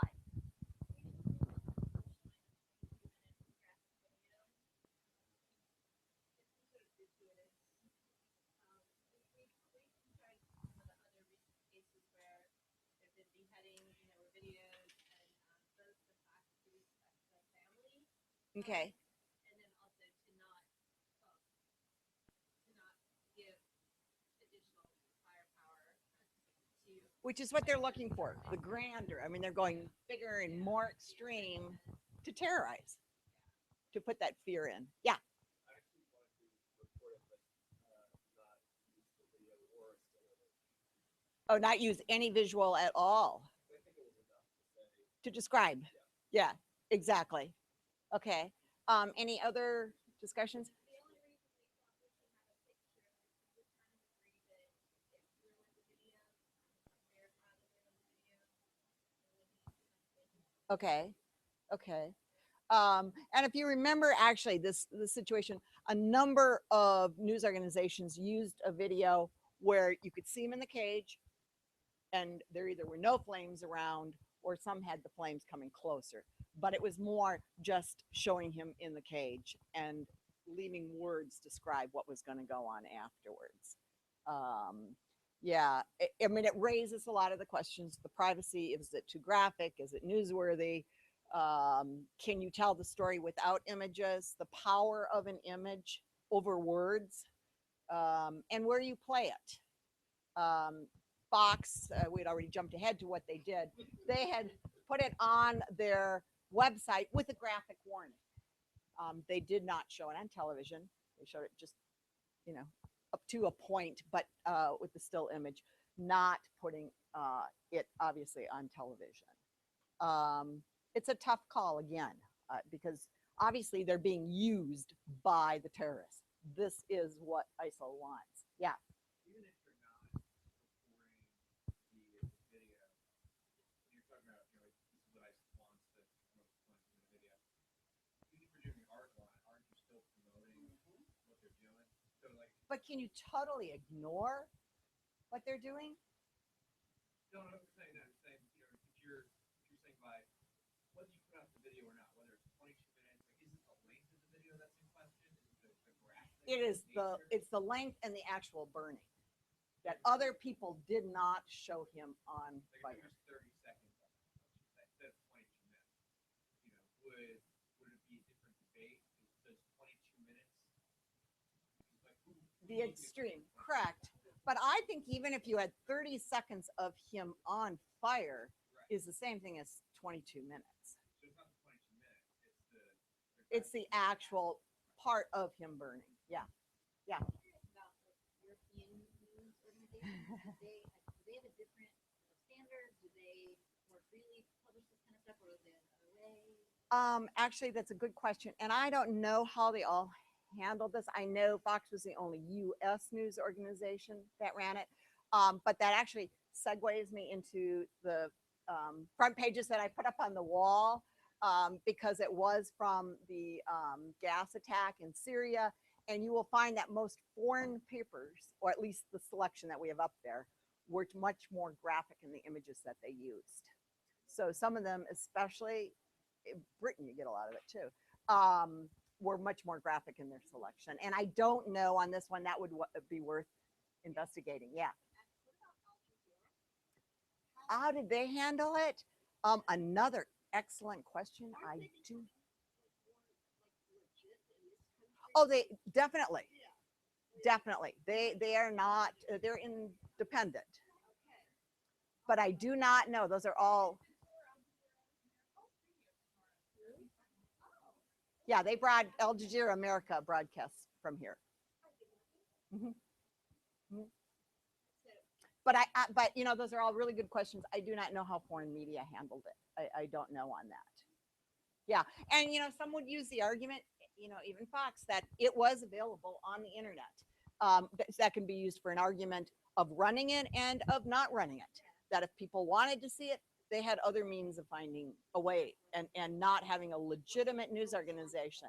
Yeah, what was interesting is that the link that the Islamic State supporters used to Fox made the point of saying, this is a U.S. news organization, freedom of the press, you know, you're going to find it there. Yeah. Yes. A comment on different standards in different countries. I can't remember the exact story, but it was someone who had been arrested in France. Big story. Someone, a public official who had been arrested for something. And in France, they have a law that you can't show footage of someone being arrested, the act of the arrest happening. Yeah. Whereas we show that all the time, and the reasoning is it prejudices the public against that person because they've seen the act of the arrest. Yes. Whether it's in a trial or Yeah, which is interesting. I had a group of foreign journalists in there one time, and in Norway, they don't use a suspect's name at all, even during trial. So that whole trial on the guy who shot the kids on the island and blew up the government buildings, they never used his name even during the trial, which was interesting. Yeah, so standards very much differ by country. In our photo ethics class, we have some examples of, even in this country, some conservative Jewish papers will Photoshop out women from certain photographs.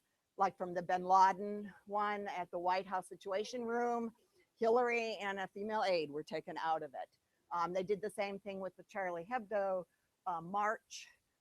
With all the foreign leaders, they took out the female leaders. Yeah, yeah. So I guess I'm confused as to why the media outlets refuse to post this video and are not opposed to posting other videos of people dying. I don't know what's the difference. Usually you're not seeing the person dying, the actual act of them dying. They didn't post the beheadings. What are you thinking of? So I'm thinking of like when Eric Gardner passed or was murdered last year. Correct. A lot of news outlets posted the actual video of him choking. They showed him choking, but he didn't die right there. Okay, but they would post them on the internet though. And so, but even if they did those outlets post a 30-second video of this man burning? Because he may have not been dead, but he was burning. So they even post that. No, So that's my question. Why but I think you also have, where is the source of it and what's the intent of it? what was the intent of this? What was The intent of this is the Islamic State wanting to spread fear. I mean, this is their whole campaign. You're feeding into it. It's the fear in America. That's fair in America. Like, But the claim with Gardner, when paramedics arrived, that he was already dead. So technically, he did, according to the official story, he did die on the hill.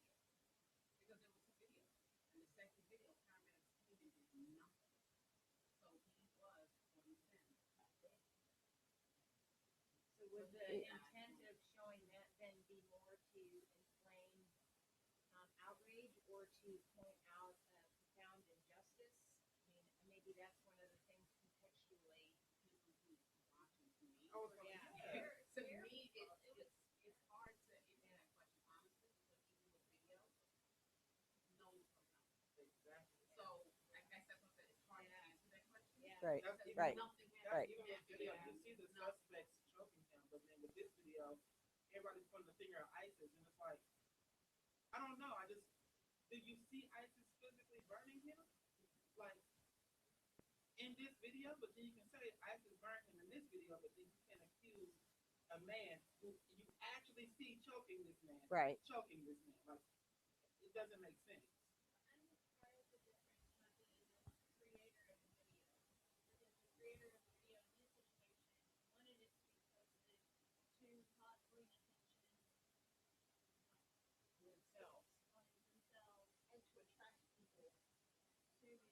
To the cause, yeah. Yeah. In that case, it was a citizen reporter standing at the cell phone recording. So that But they could have been a citizen reporter on their end, like in in their country, they're a citizen reporter, showing, oh, American troops are here and they're invading our place, and this is us proving ourselves to them. So you're saying media should have shown the video of him burning Yes. Or not shown Eric Garner. or not showing? Well, I mean, that does raise a lot of the questions, even in the judgment of what photos up there. If this was a gas attack in America, would we be showing faces of kids and all that stuff? I mean, it's a whole distance, U.S. versus foreign lives. Is there a difference in what you show and where you show it and all that stuff? But it's like it's American citizen and American citizen. So This was a Jordanian. but no, I'm saying with Eric Garner was an American citizen. and Right. American citizen, so Right, he- right. Yeah. It's the value of life. It's the difference of it's the motive. It's the standards of the country that it's running in, who the victim is. There's a lot of stuff all coming in play, which is all valid discussion. Definitely worth discussion. Yeah. And again, somebody had said, there, without having a right answer, there isn't. I mean, ethics by nature, you're going to get varying opinions. Yeah, because everybody has different. Everybody has different. You have different personal standards than I would have. I mean, it's just the nature of it, and that also makes it controversial. And that is why the most media stuff is the controversial stuff. Yeah, definitely. I did want to get to the resource slide, but I did not get to. If you're looking for case studies to do with your students or things in the news to find out the rest of the story and what the debate is, the ongoing debate, imediaethics.org is fantastic. It will have a lot of these stories, and they also have it by topic, by subject. If you want plagiarism, if you want invasion of privacy, if you want bias, they will have all that categorized. It used to be called stinkyjournalism.org, if you're familiar with that one. Pointer Institute is also a fantastic place to find out the ongoing debate over journalism decisions that are being made. Public editor at the New York Times, Margaret Sullivan, writes a blog where she takes a look and will often put the New York Times on the hot seat for decisions that they made. She will go after reporters. She's independent of the editorial staff. She will go after reporters and say, why did you use anonymous sources on this? It was a personal attack. It was not vital information. And she explains the whole decision-making process there. We'll contact the reporter and publish that. She also has one on a separate thing she does on anonymous sources. She really goes after that there's a credibility issue there. The other one, if you're not familiar with pastpages.org, does anybody use that? Okay, it archives websites' home prints.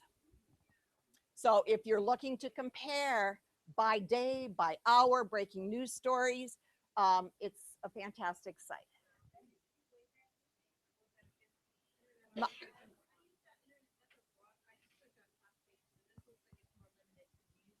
It's news organizations. Yeah, but this is good to watch over the hours. It captures the front page or the home front every couple of hours, and you can watch as stories are developing. The shooting in Connecticut at Sandy Hook. It was great to watch as news is developing. So that's pastpages.org. It can work well with not USA Today's, the museum's archived front pages. But the front pages, we put them up each day, but then if it's a major event, we also archive them. So you can use that you can find on our website. Okay, case studies. We do have, Catherine pointed out earlier, that the case studies that we used in class here are up on in Google Community. How long they will be there, I don't know. Normally we don't give out the cases that we do in class, but you guys are special. So those are there. When there are breaking news stories, we will try to put case studies up on the blog the Newseum Education blog. So right around springtime and spring prom and the whole Confederate flag controversy, we had up a case study on a girl who wore a prom dress that was in the image of the Confederate flag. And it presents it as a case study. It lets you debate it with your students to have them weigh both sides of it. We put one up after the Charlie Hebdo attack. And I'm trying to think, there was one around Watergate time, the anniversary of Watergate, and the use of anonymous sources and the Washington Post decision to base most of their stories on anonymous sources.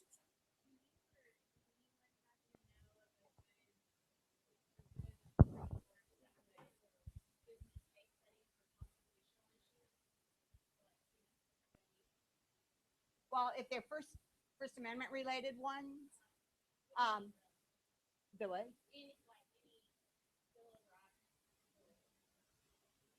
Bill, well, we have First Amendment related ones. I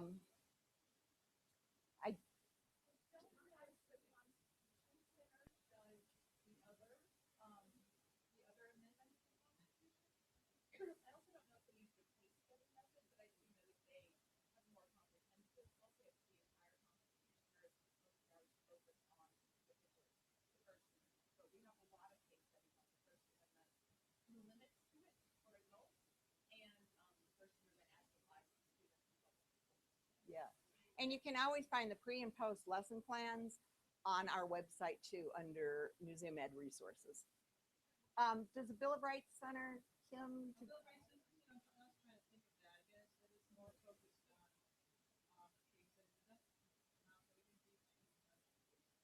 Okay.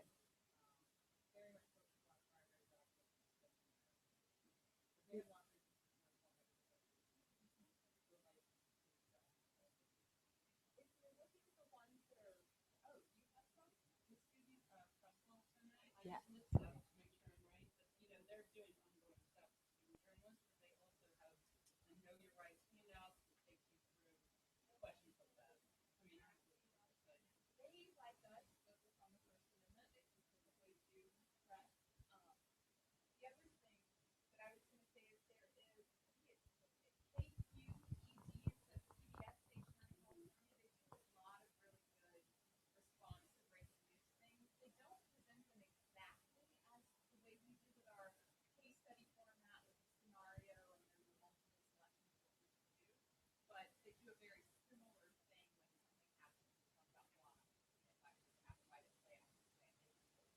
And that's KQED.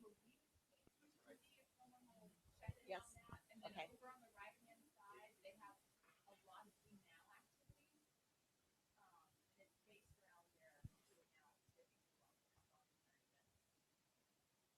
Have you seen the street law?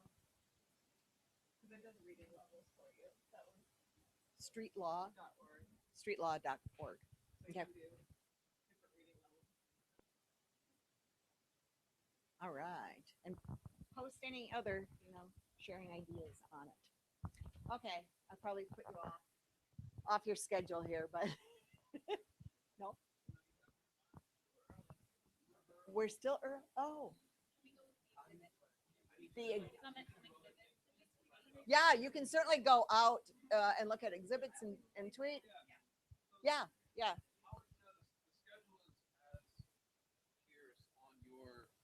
Daily schedule. It should say lunch at 12:30, I believe, and then back here at 1:15. So you have a little over an hour, or actually almost an hour and 15, 20 minutes to head back up to one of the galleries. If you want to spend more time in the Vietnam gallery, by all means do that. But if you're back here at 1:15, right? Wait, yeah. I gotta see that schedule to make sure I'm getting the right time. Yeah, 1:15. Yeah, 1:15 is the first session with the teacher that will be on the Google Hangout, broadcasting like Jennifer did yesterday, and there's one at 1:30. So be back about 1:10. Make sure we're all settled and ready to go when they get started. So.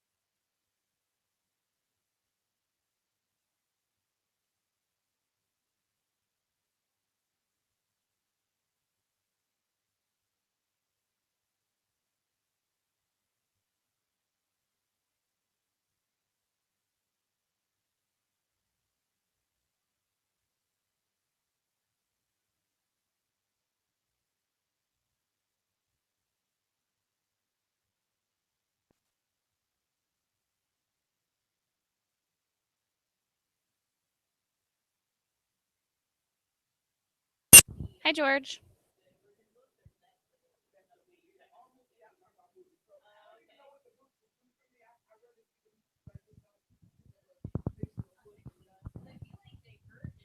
If you're there right now, George, we can test the sound connection. If not, then we can do it later.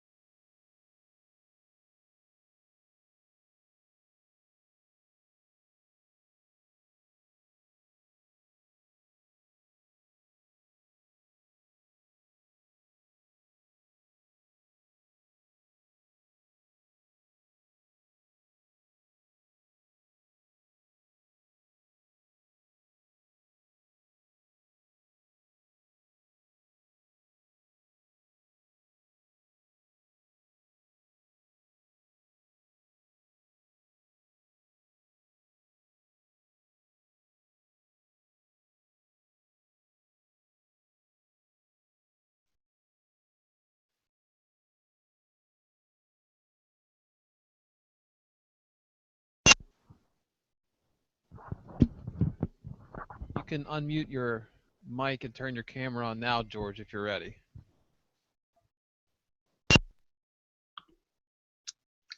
I'm ready. Can you see me? Not yet. There we are. Let me click on you to maximize your window. Is it too dark? Now you're good. Let me put up the volume. We can hear you well. Excellent. So the room is yours when you're ready. I am ready. You just disappeared. Oh, there you go. I guess I'm on a big screen. That makes me nervous. Yeah. Okay, good afternoon.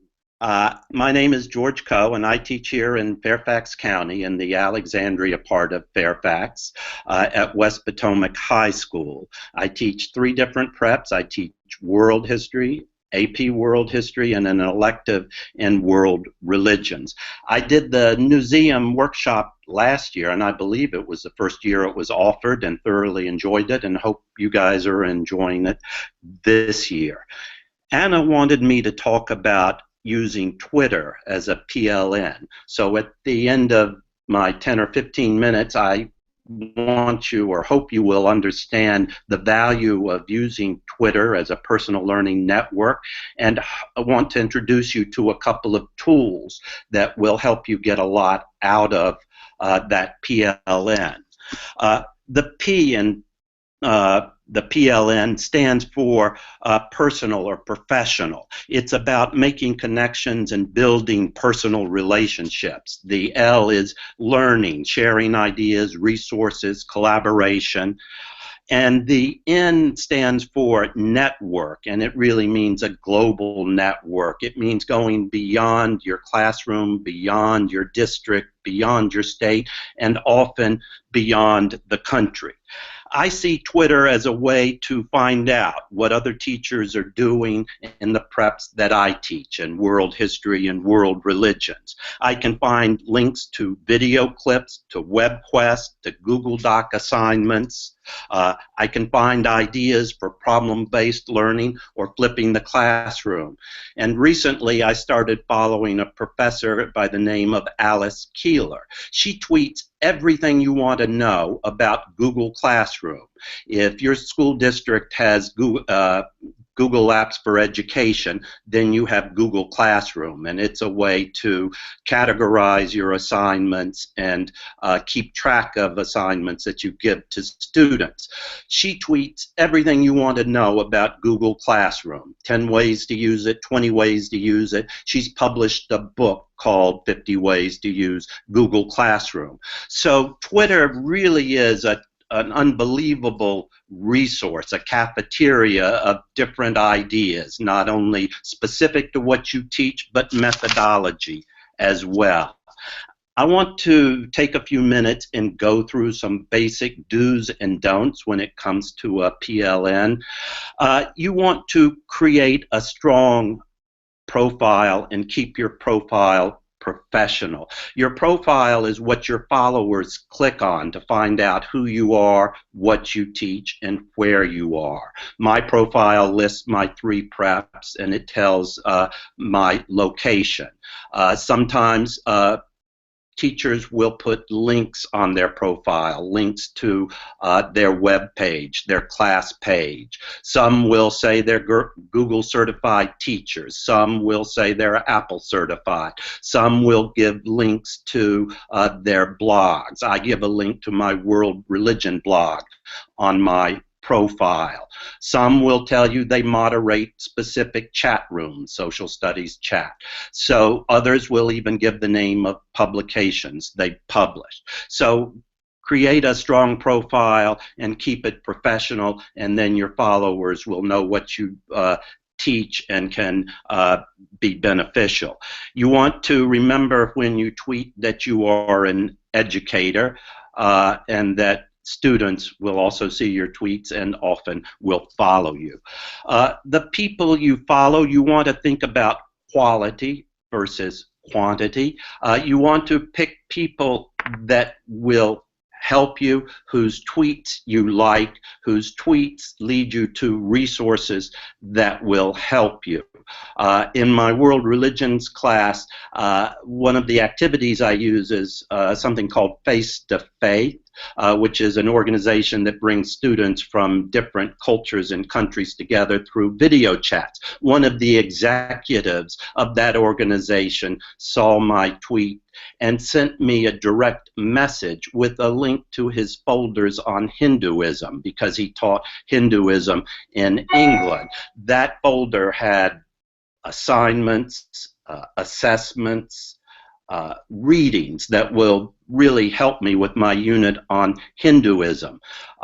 Another teacher in New Jersey saw a tweet of mine about world religions and sent me a link to his Digo page, where he has sites on the different religions and organized by religions. Digo is a page that you can save web pages to and organize them by type. So Twitter can really be a great resource and help you with different ideas if you think about who you follow rather than the quantity of your followers. Hashtags. You want to get to know the hashtags for the subjects you teach. There is a hashtag for virtually every subject, from human geography to world history. The big ones are social studies chat. I think the museum has even hosted a social studies chat. It's at hashtag SSCHAT. Often, chats like SS Chat will meet once a week, every week for an hour. Social Studies Chat, I think, meets at 7 o'clock on Tuesdays. They often preview what the topic will be. You don't have to participate. You can just type the hashtag in and lurk and watch and see what's happening, especially if the topic is something that you're interested in. Most chats happen in real time. They happen at 7 o'clock on Tuesdays or 8 o'clock on Wednesdays. I teach AP World History, and there was no chat for AP World History until last Christmas. And one of the readers for AP World started a chat, what's called a slow chat, in December. A slow chat is a chat that does not take place in real time. The moderator posts a question or a prompt at the beginning of a day, and you have all that day or the week to respond if you want. So in world history, they might have a topic, how to write the changeover time essay and the comp essay. So ideas and resources. So you can respond to that anytime during the week. You don't have to make an appearance at a specific time.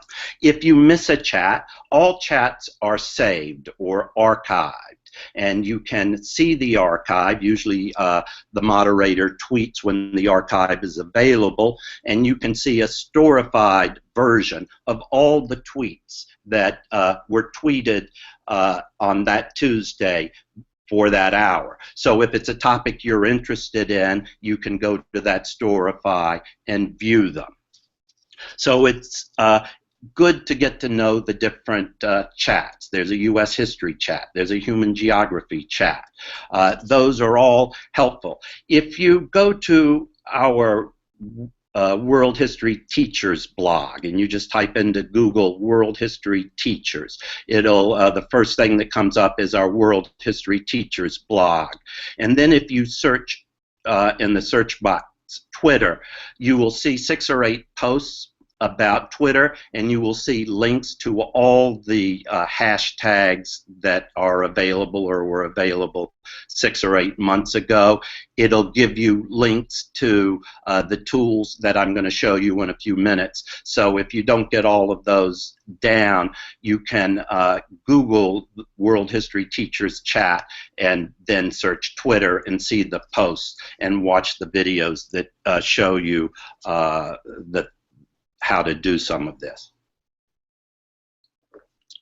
There are a couple of tools that you may or may not know about that can help you get the most out of Twitter and out of the Twitter chats. One is called TweetDeck, TweetDeck.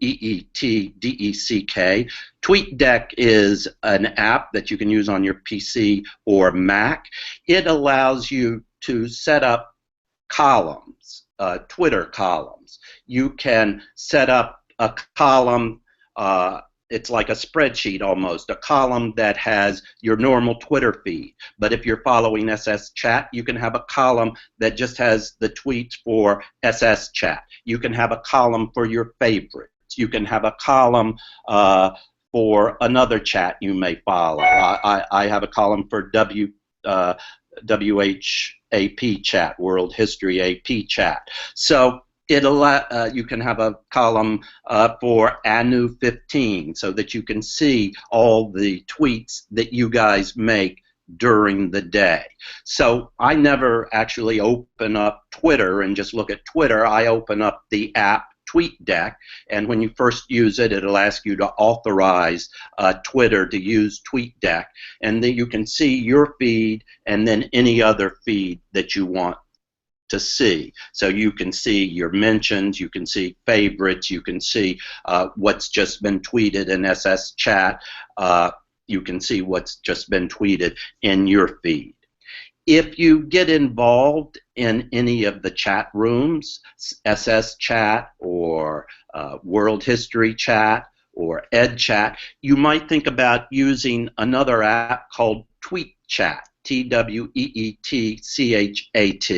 TweetChat takes you to a page where you put in the search bar the hashtag you want to see. So if you want to see everything that SS Chat is tweeting between 7 and 8 on Tuesday. So open up TweetChat on Tuesday at 7 o'clock and type in the search SS Chat, and you'll see all the tweets for SS, for the social studies chat at that time, and nothing else, just those chats. And it allows you to post tweets within TweetChat, so it's easy to keep track of what's happening. If you don't have TweetChat and you're just tweeting to social studies chat, a lot of other noise, a lot of other tweets come in at the same time, and you can lose track of where you are. So TweetChat helps you see exactly what's happening. So those two tools, TweetDeck and TweetChat, are very helpful and will help you get a lot out of your PLTs or chats. Again, if you go to the World History Teachers blog, type in Twitter, you'll find how-tos for all of these. You'll find links to TweetDeck, to TweetChat. You'll find short video clips that will explain how they work. In addition to using Twitter as a PLN, you can also use it with your class. You can create your own hashtag and have students tweet to that hashtag. A government teacher, for example, has students tweet election returns during an election. So you can figure out other uses where kids can pull out their cell phones and tweet to a specific hashtag that you've created. You can also use Twitter as a news feed during national and international events like the Arab Spring 5 years ago or the event at Ferguson a couple of years ago. Some newspapers like the Washington Post and the New York Times printed the names of journalists who were on the ground reporting on those events. You can click on some of them and follow those reporters, and often you will see tweets about events before newspapers have even written articles about them. The revolutions and the Arab Spring revolutions, what was happening in Egypt in Tahrir Square, was largely a social media revolution, and tweets came out of there before newspaper articles often appeared. So you will get access to events before, in real time, before they are reported. So these are some of the different ways that you can use Twitter. If you have any questions, I'll be happy to try and answer them.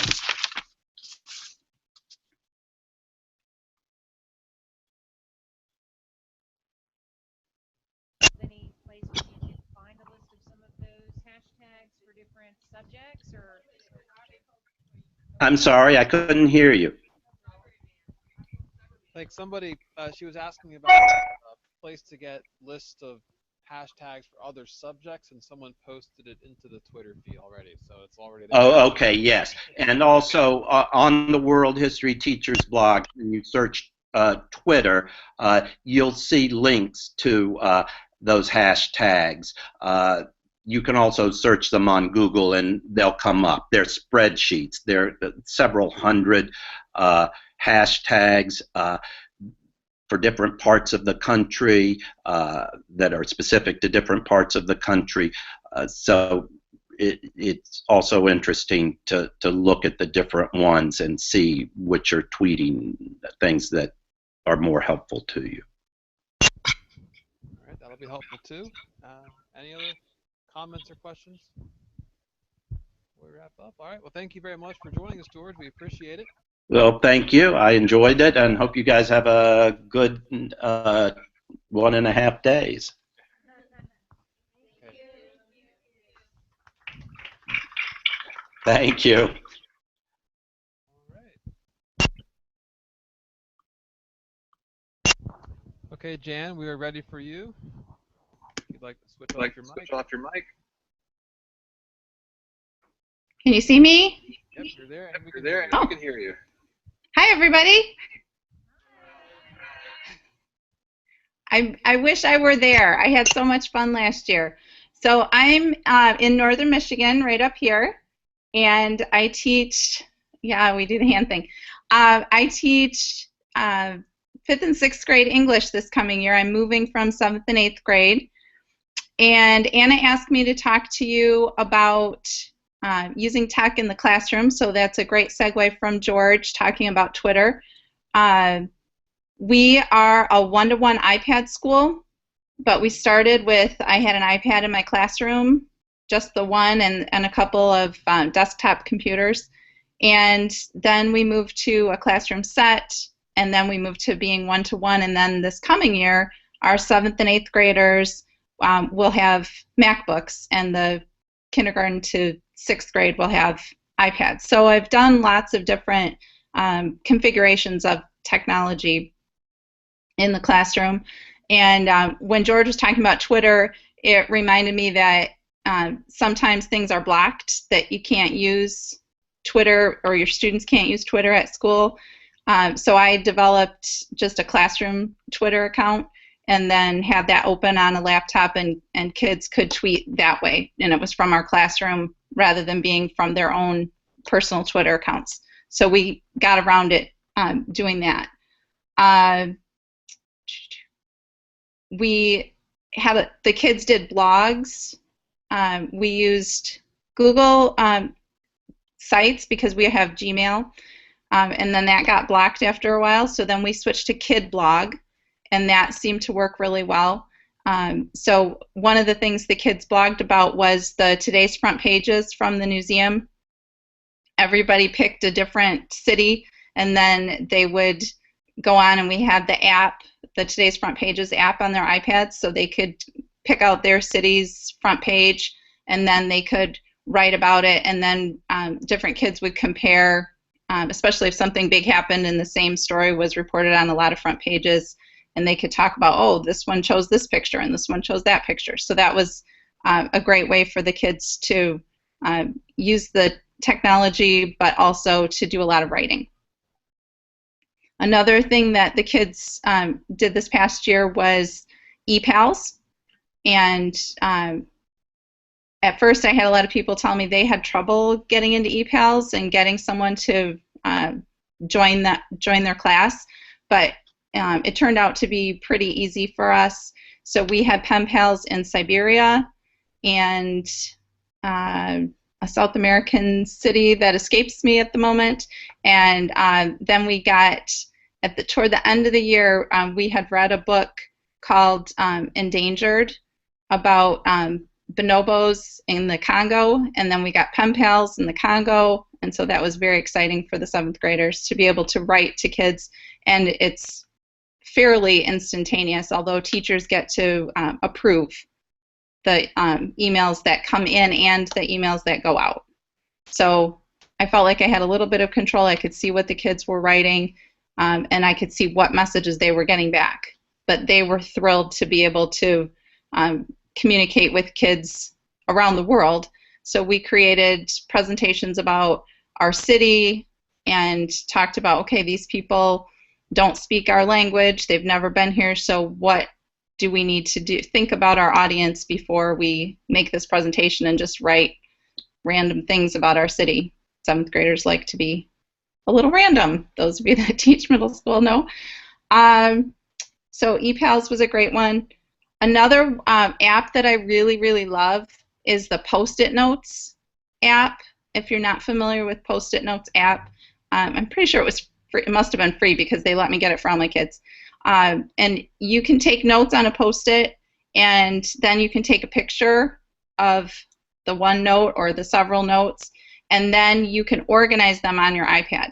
So the students took notes actually about their pen pals and what life was like in Siberia based on what their pen pal told them. They put them on Post-it notes on their desks, and then we did a little gallery walk, but instead of just looking at them, everybody took a picture with the Post-it note app, and then they had everybody's Post-its, and then we organized them into similar notes, so then they could write paragraphs about what life was like in Siberia based on everybody's pen pal, but they didn't have to do research on what everybody said. They just got everybody's notes. So that seemed to work pretty well. Google Hangouts, I actually, having been at the museum last year and learning about Google Hangouts, in the fall I had foot surgery and I was out, I thought it would be for 4 days, and it was 4 weeks. And that was a really long time to be away from my class. And so we started doing Google Hangouts with the students. The substitute would put her computer, set me up on the desk, and then we did writing conferences.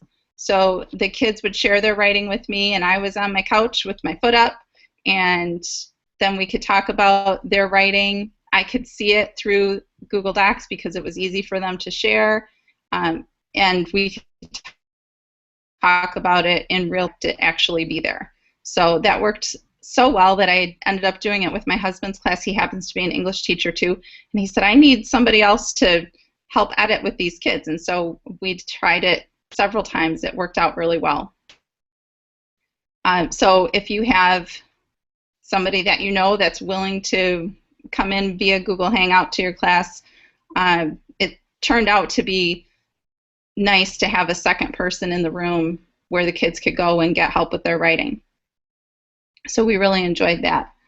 Another thing that I wanted to share with you, and I don't know if I can share my screen. Can I share my screen? Yes? Let's see.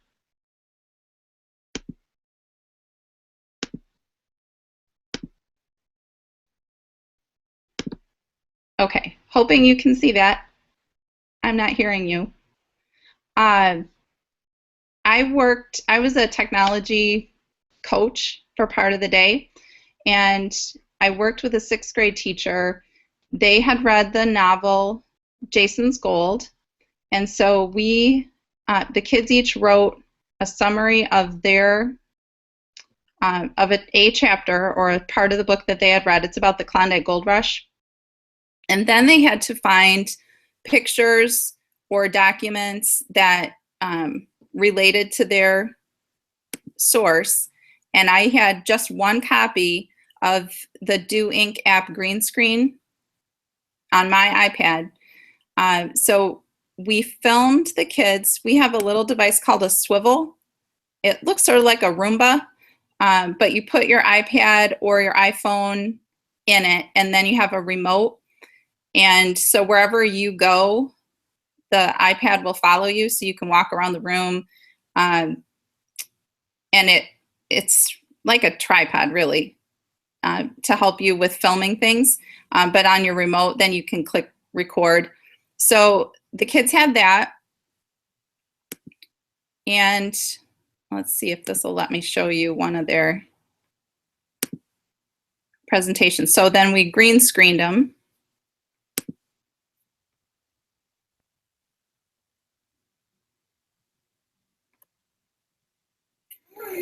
The book we are reading in class is called Jason's Gold. The boy's name in the story is called Jason. The dog's name in the story is King. Thank you. In the beginning, Jason was king about the gold rush. Ships were... So you get the idea. Let's see if I can get back now. Here I am.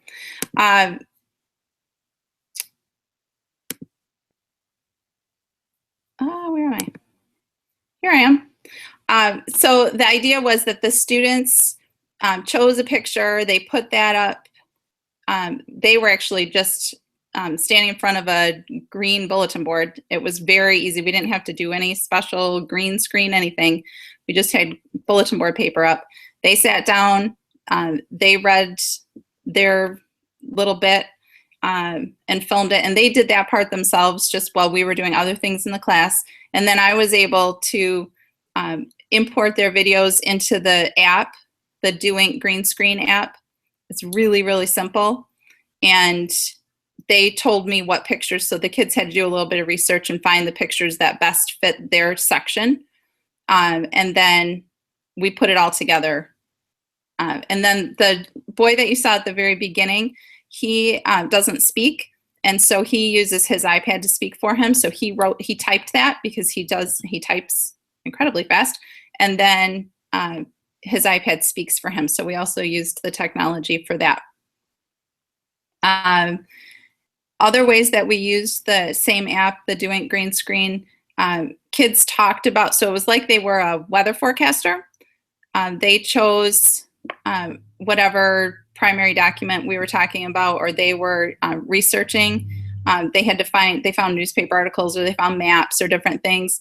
And then they stood in front of the green screen. They talked about it, but they gestured. We practiced being like a weatherman, so they knew where to talk about, oh, here on the map and here on the map. And then they gave us the picture and we put it in. So then it looked like they had the map actually right there, or the picture. So we used that with their social studies class. So that was a good one for them. And then I had one more that we did. Oh, they did, it was like Harry Potter newspapers. You know how Harry Potter newspapers come to life? So you can do that with that app, because you can put the newspaper in, and then you can just cut out the faces. So then the kids made it look like the newspaper people were moving around, because it was them talking or moving around. So they really had fun with that, making different newspapers come to life and being able to talk and act out the scene or whatever it was. So that was an enjoyable and much more engaging experience for them, because we're all about getting, especially middle school kids, getting them interested in doing things. Any questions so far about the technology aspects?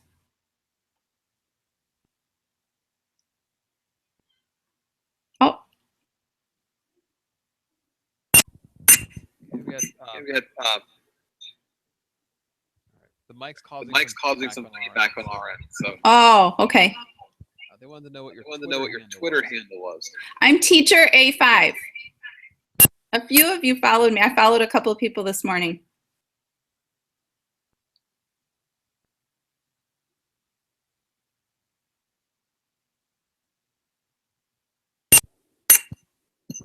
Okay, ask that. Any other questions for them? Did anybody have any questions? No? Okay. All right, well, thank you, Jane. Yep, thank you. Bye, have fun. Wish I were there.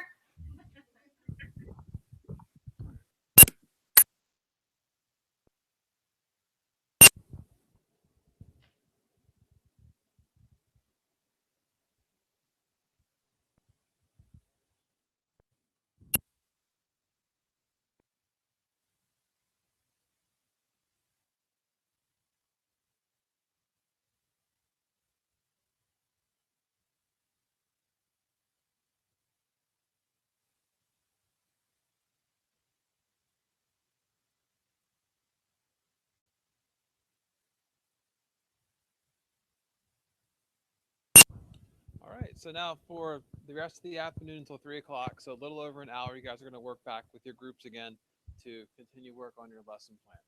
So you can stay here, you can go outside again. I think the weather's pretty nice as well again today for late July. So feel free to head outside, go look at some of the galleries to come up with ideas, or just to visit some of the galleries if you'd rather do that for a few minutes. But be back by 3. And again, like yesterday, keep a couple things in mind while you're working on your lesson plan. The guiding questions we talked about earlier about going beyond teaching content. So instead of just being content focused, but what citizenship skills, what in general investigative critical thinking skills are the lessons geared towards? What are you trying to get your students to learn? How are you getting them to grow with your lesson plan? So at 3 o'clock, we'll share. We'll have a short recap of the day, talk about your homework for tonight and what's on deck for tomorrow. All right.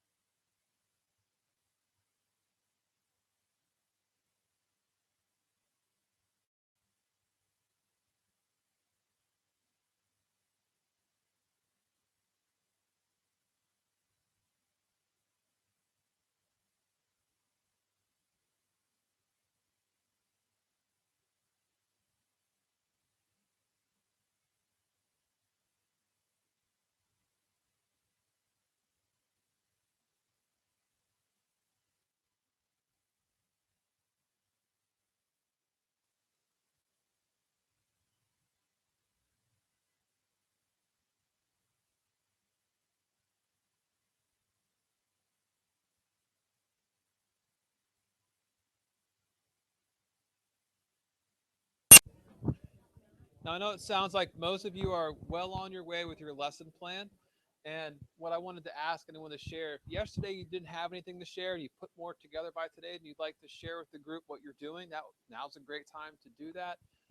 If you made any changes from ideas you saw today, that would also be a good thing to share out so you guys can all learn from each other. So anyone like to update on where you're headed?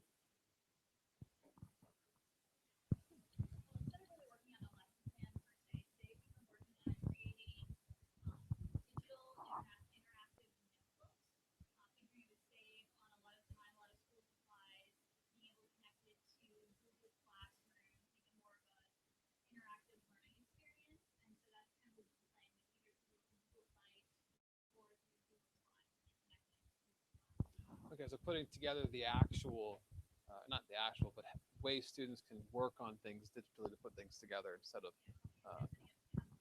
okay.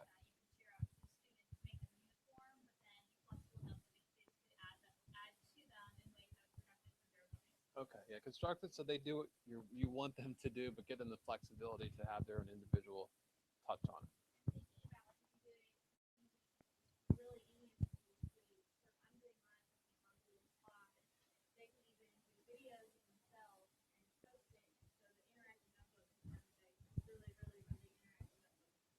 Okay, that's cool. I like that. Yes. I thought what we were doing was looking at the lesson plan that we posted before the session and getting feedback from peers on how to make that individual lesson plan better. But are we supposed to be putting it up for the whole brand new lesson plan with a group of people? Because that's not what It is a bit open-ended in the sense that you can take the lesson plan you posted and then adapt it and add to it and make it, improve it with what you've learned. You can, I have a better idea now, start over from scratch, write a new lesson plan. That's also fine. You can find someone else that you want to collaborate with and make something new together, combine yours. So there's some flexibility with that. So if you started something else, that you're excited about and is better and is going to do good things, then that's perfectly fine and encouraged. So.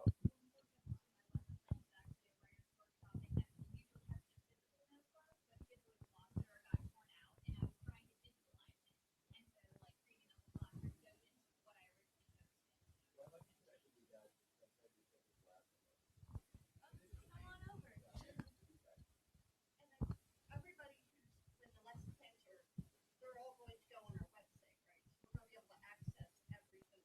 Yeah. Yeah, you'll be sharing and seeing what everyone finishes up with. So, all right. But if you would like to, yeah. So, talking back to what Martin was concerned about, seeing what we were putting together, we're kind of like the CLA group, we're taking some ideas that we've had and struggles we've had as a general group, like teaching vocab and like some generic new ways to get out and share out to everyone, which is kind of the way that we thought we could do the most supportive for the group. And when it comes time for us to get some of new ideas and apply our knowledge. So today we were talking about, we named it Vocabgram, a competition designed for vocab learning, which is, so you're in groups of 2 or 3 and the kids are getting vocab words and then have to make a video and some captions and post it socially and then get people to vote on it with a Google form, a poll everywhere, liking it, sharing it, whatever. And whoever vocab video gets the most likes, votes, whatever, gets a point or 2 on their quiz. And it's a way to get them to really engage with the vocab and share and study without them good and without active study. Tricking. Anyone else want to share anything about what they're working on? Okay. Some time walking through the museum, and then somebody just said, okay, we were just saying, I just said to Jordan, I sat down and said, because of the 9/11 exhibit, and I don't really have a lot of words yet on it, but I just, wow. And I'm thinking about how I can either get my students down here, because I'm just in Potomac, or I'm assuming you have digital resources related to September 11th, but just the power of those visual images, the power of the recorders, and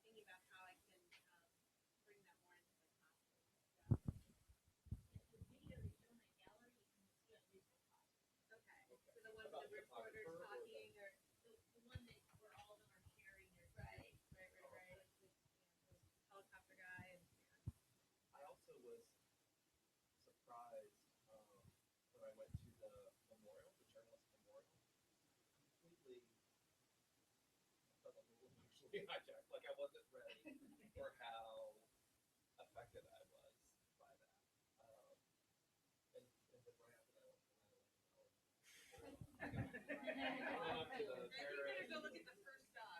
Your third stop should have been on the third floor. They have it's like late night TV jokes about politicians and stuff. You should have gone there next. That would have helped you a bit. I mean, it was really, really good. It was amazing to think about all these people's data lives that news could be accurate. Yeah, and we hear about it periodically when it's an American journalist who's captured, and that was in the news in the fall. But it happens worldwide. Lots of different people trying to report on things and putting themselves at great risk. So, and that's something you don't think about as much here, unless there's a big news story like that. Because most journalists in America, you stay here and you don't worry about those same issues in that sense. All right, well, let's talk about what you're going to be working on tonight and our recap for today. So today, again, it's about discussing, having debate, having discourse. I think you guys had some opportunities to do that via the Vietnam Gallery activity, posting your thoughts on Twitter, and then the Instagram activity as well, kind of taking an image and coming up with a way to make it persuasive to talk about a certain point of view. Tomorrow, we're going to be putting this into more action, so we'll discuss that more in the morning. So tonight, your job is to look through what the women's suffrage module in the digital classroom, the timeline, and look for 3 examples of petition. And there's a lot there, but look for examples of specifically petition and watch the interview with Suzanne Gould. Visual literacy, view the Annenberg Learners story video, and then your daily reflection again.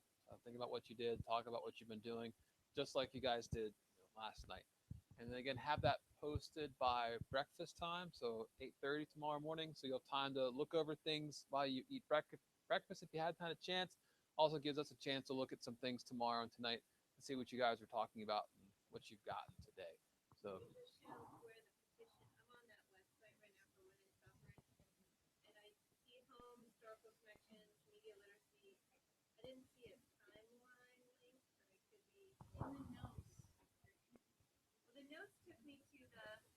Women, Their Rights, and Nothing Less website, but I don't see a timeline popping up. I just don't know which tab it's on.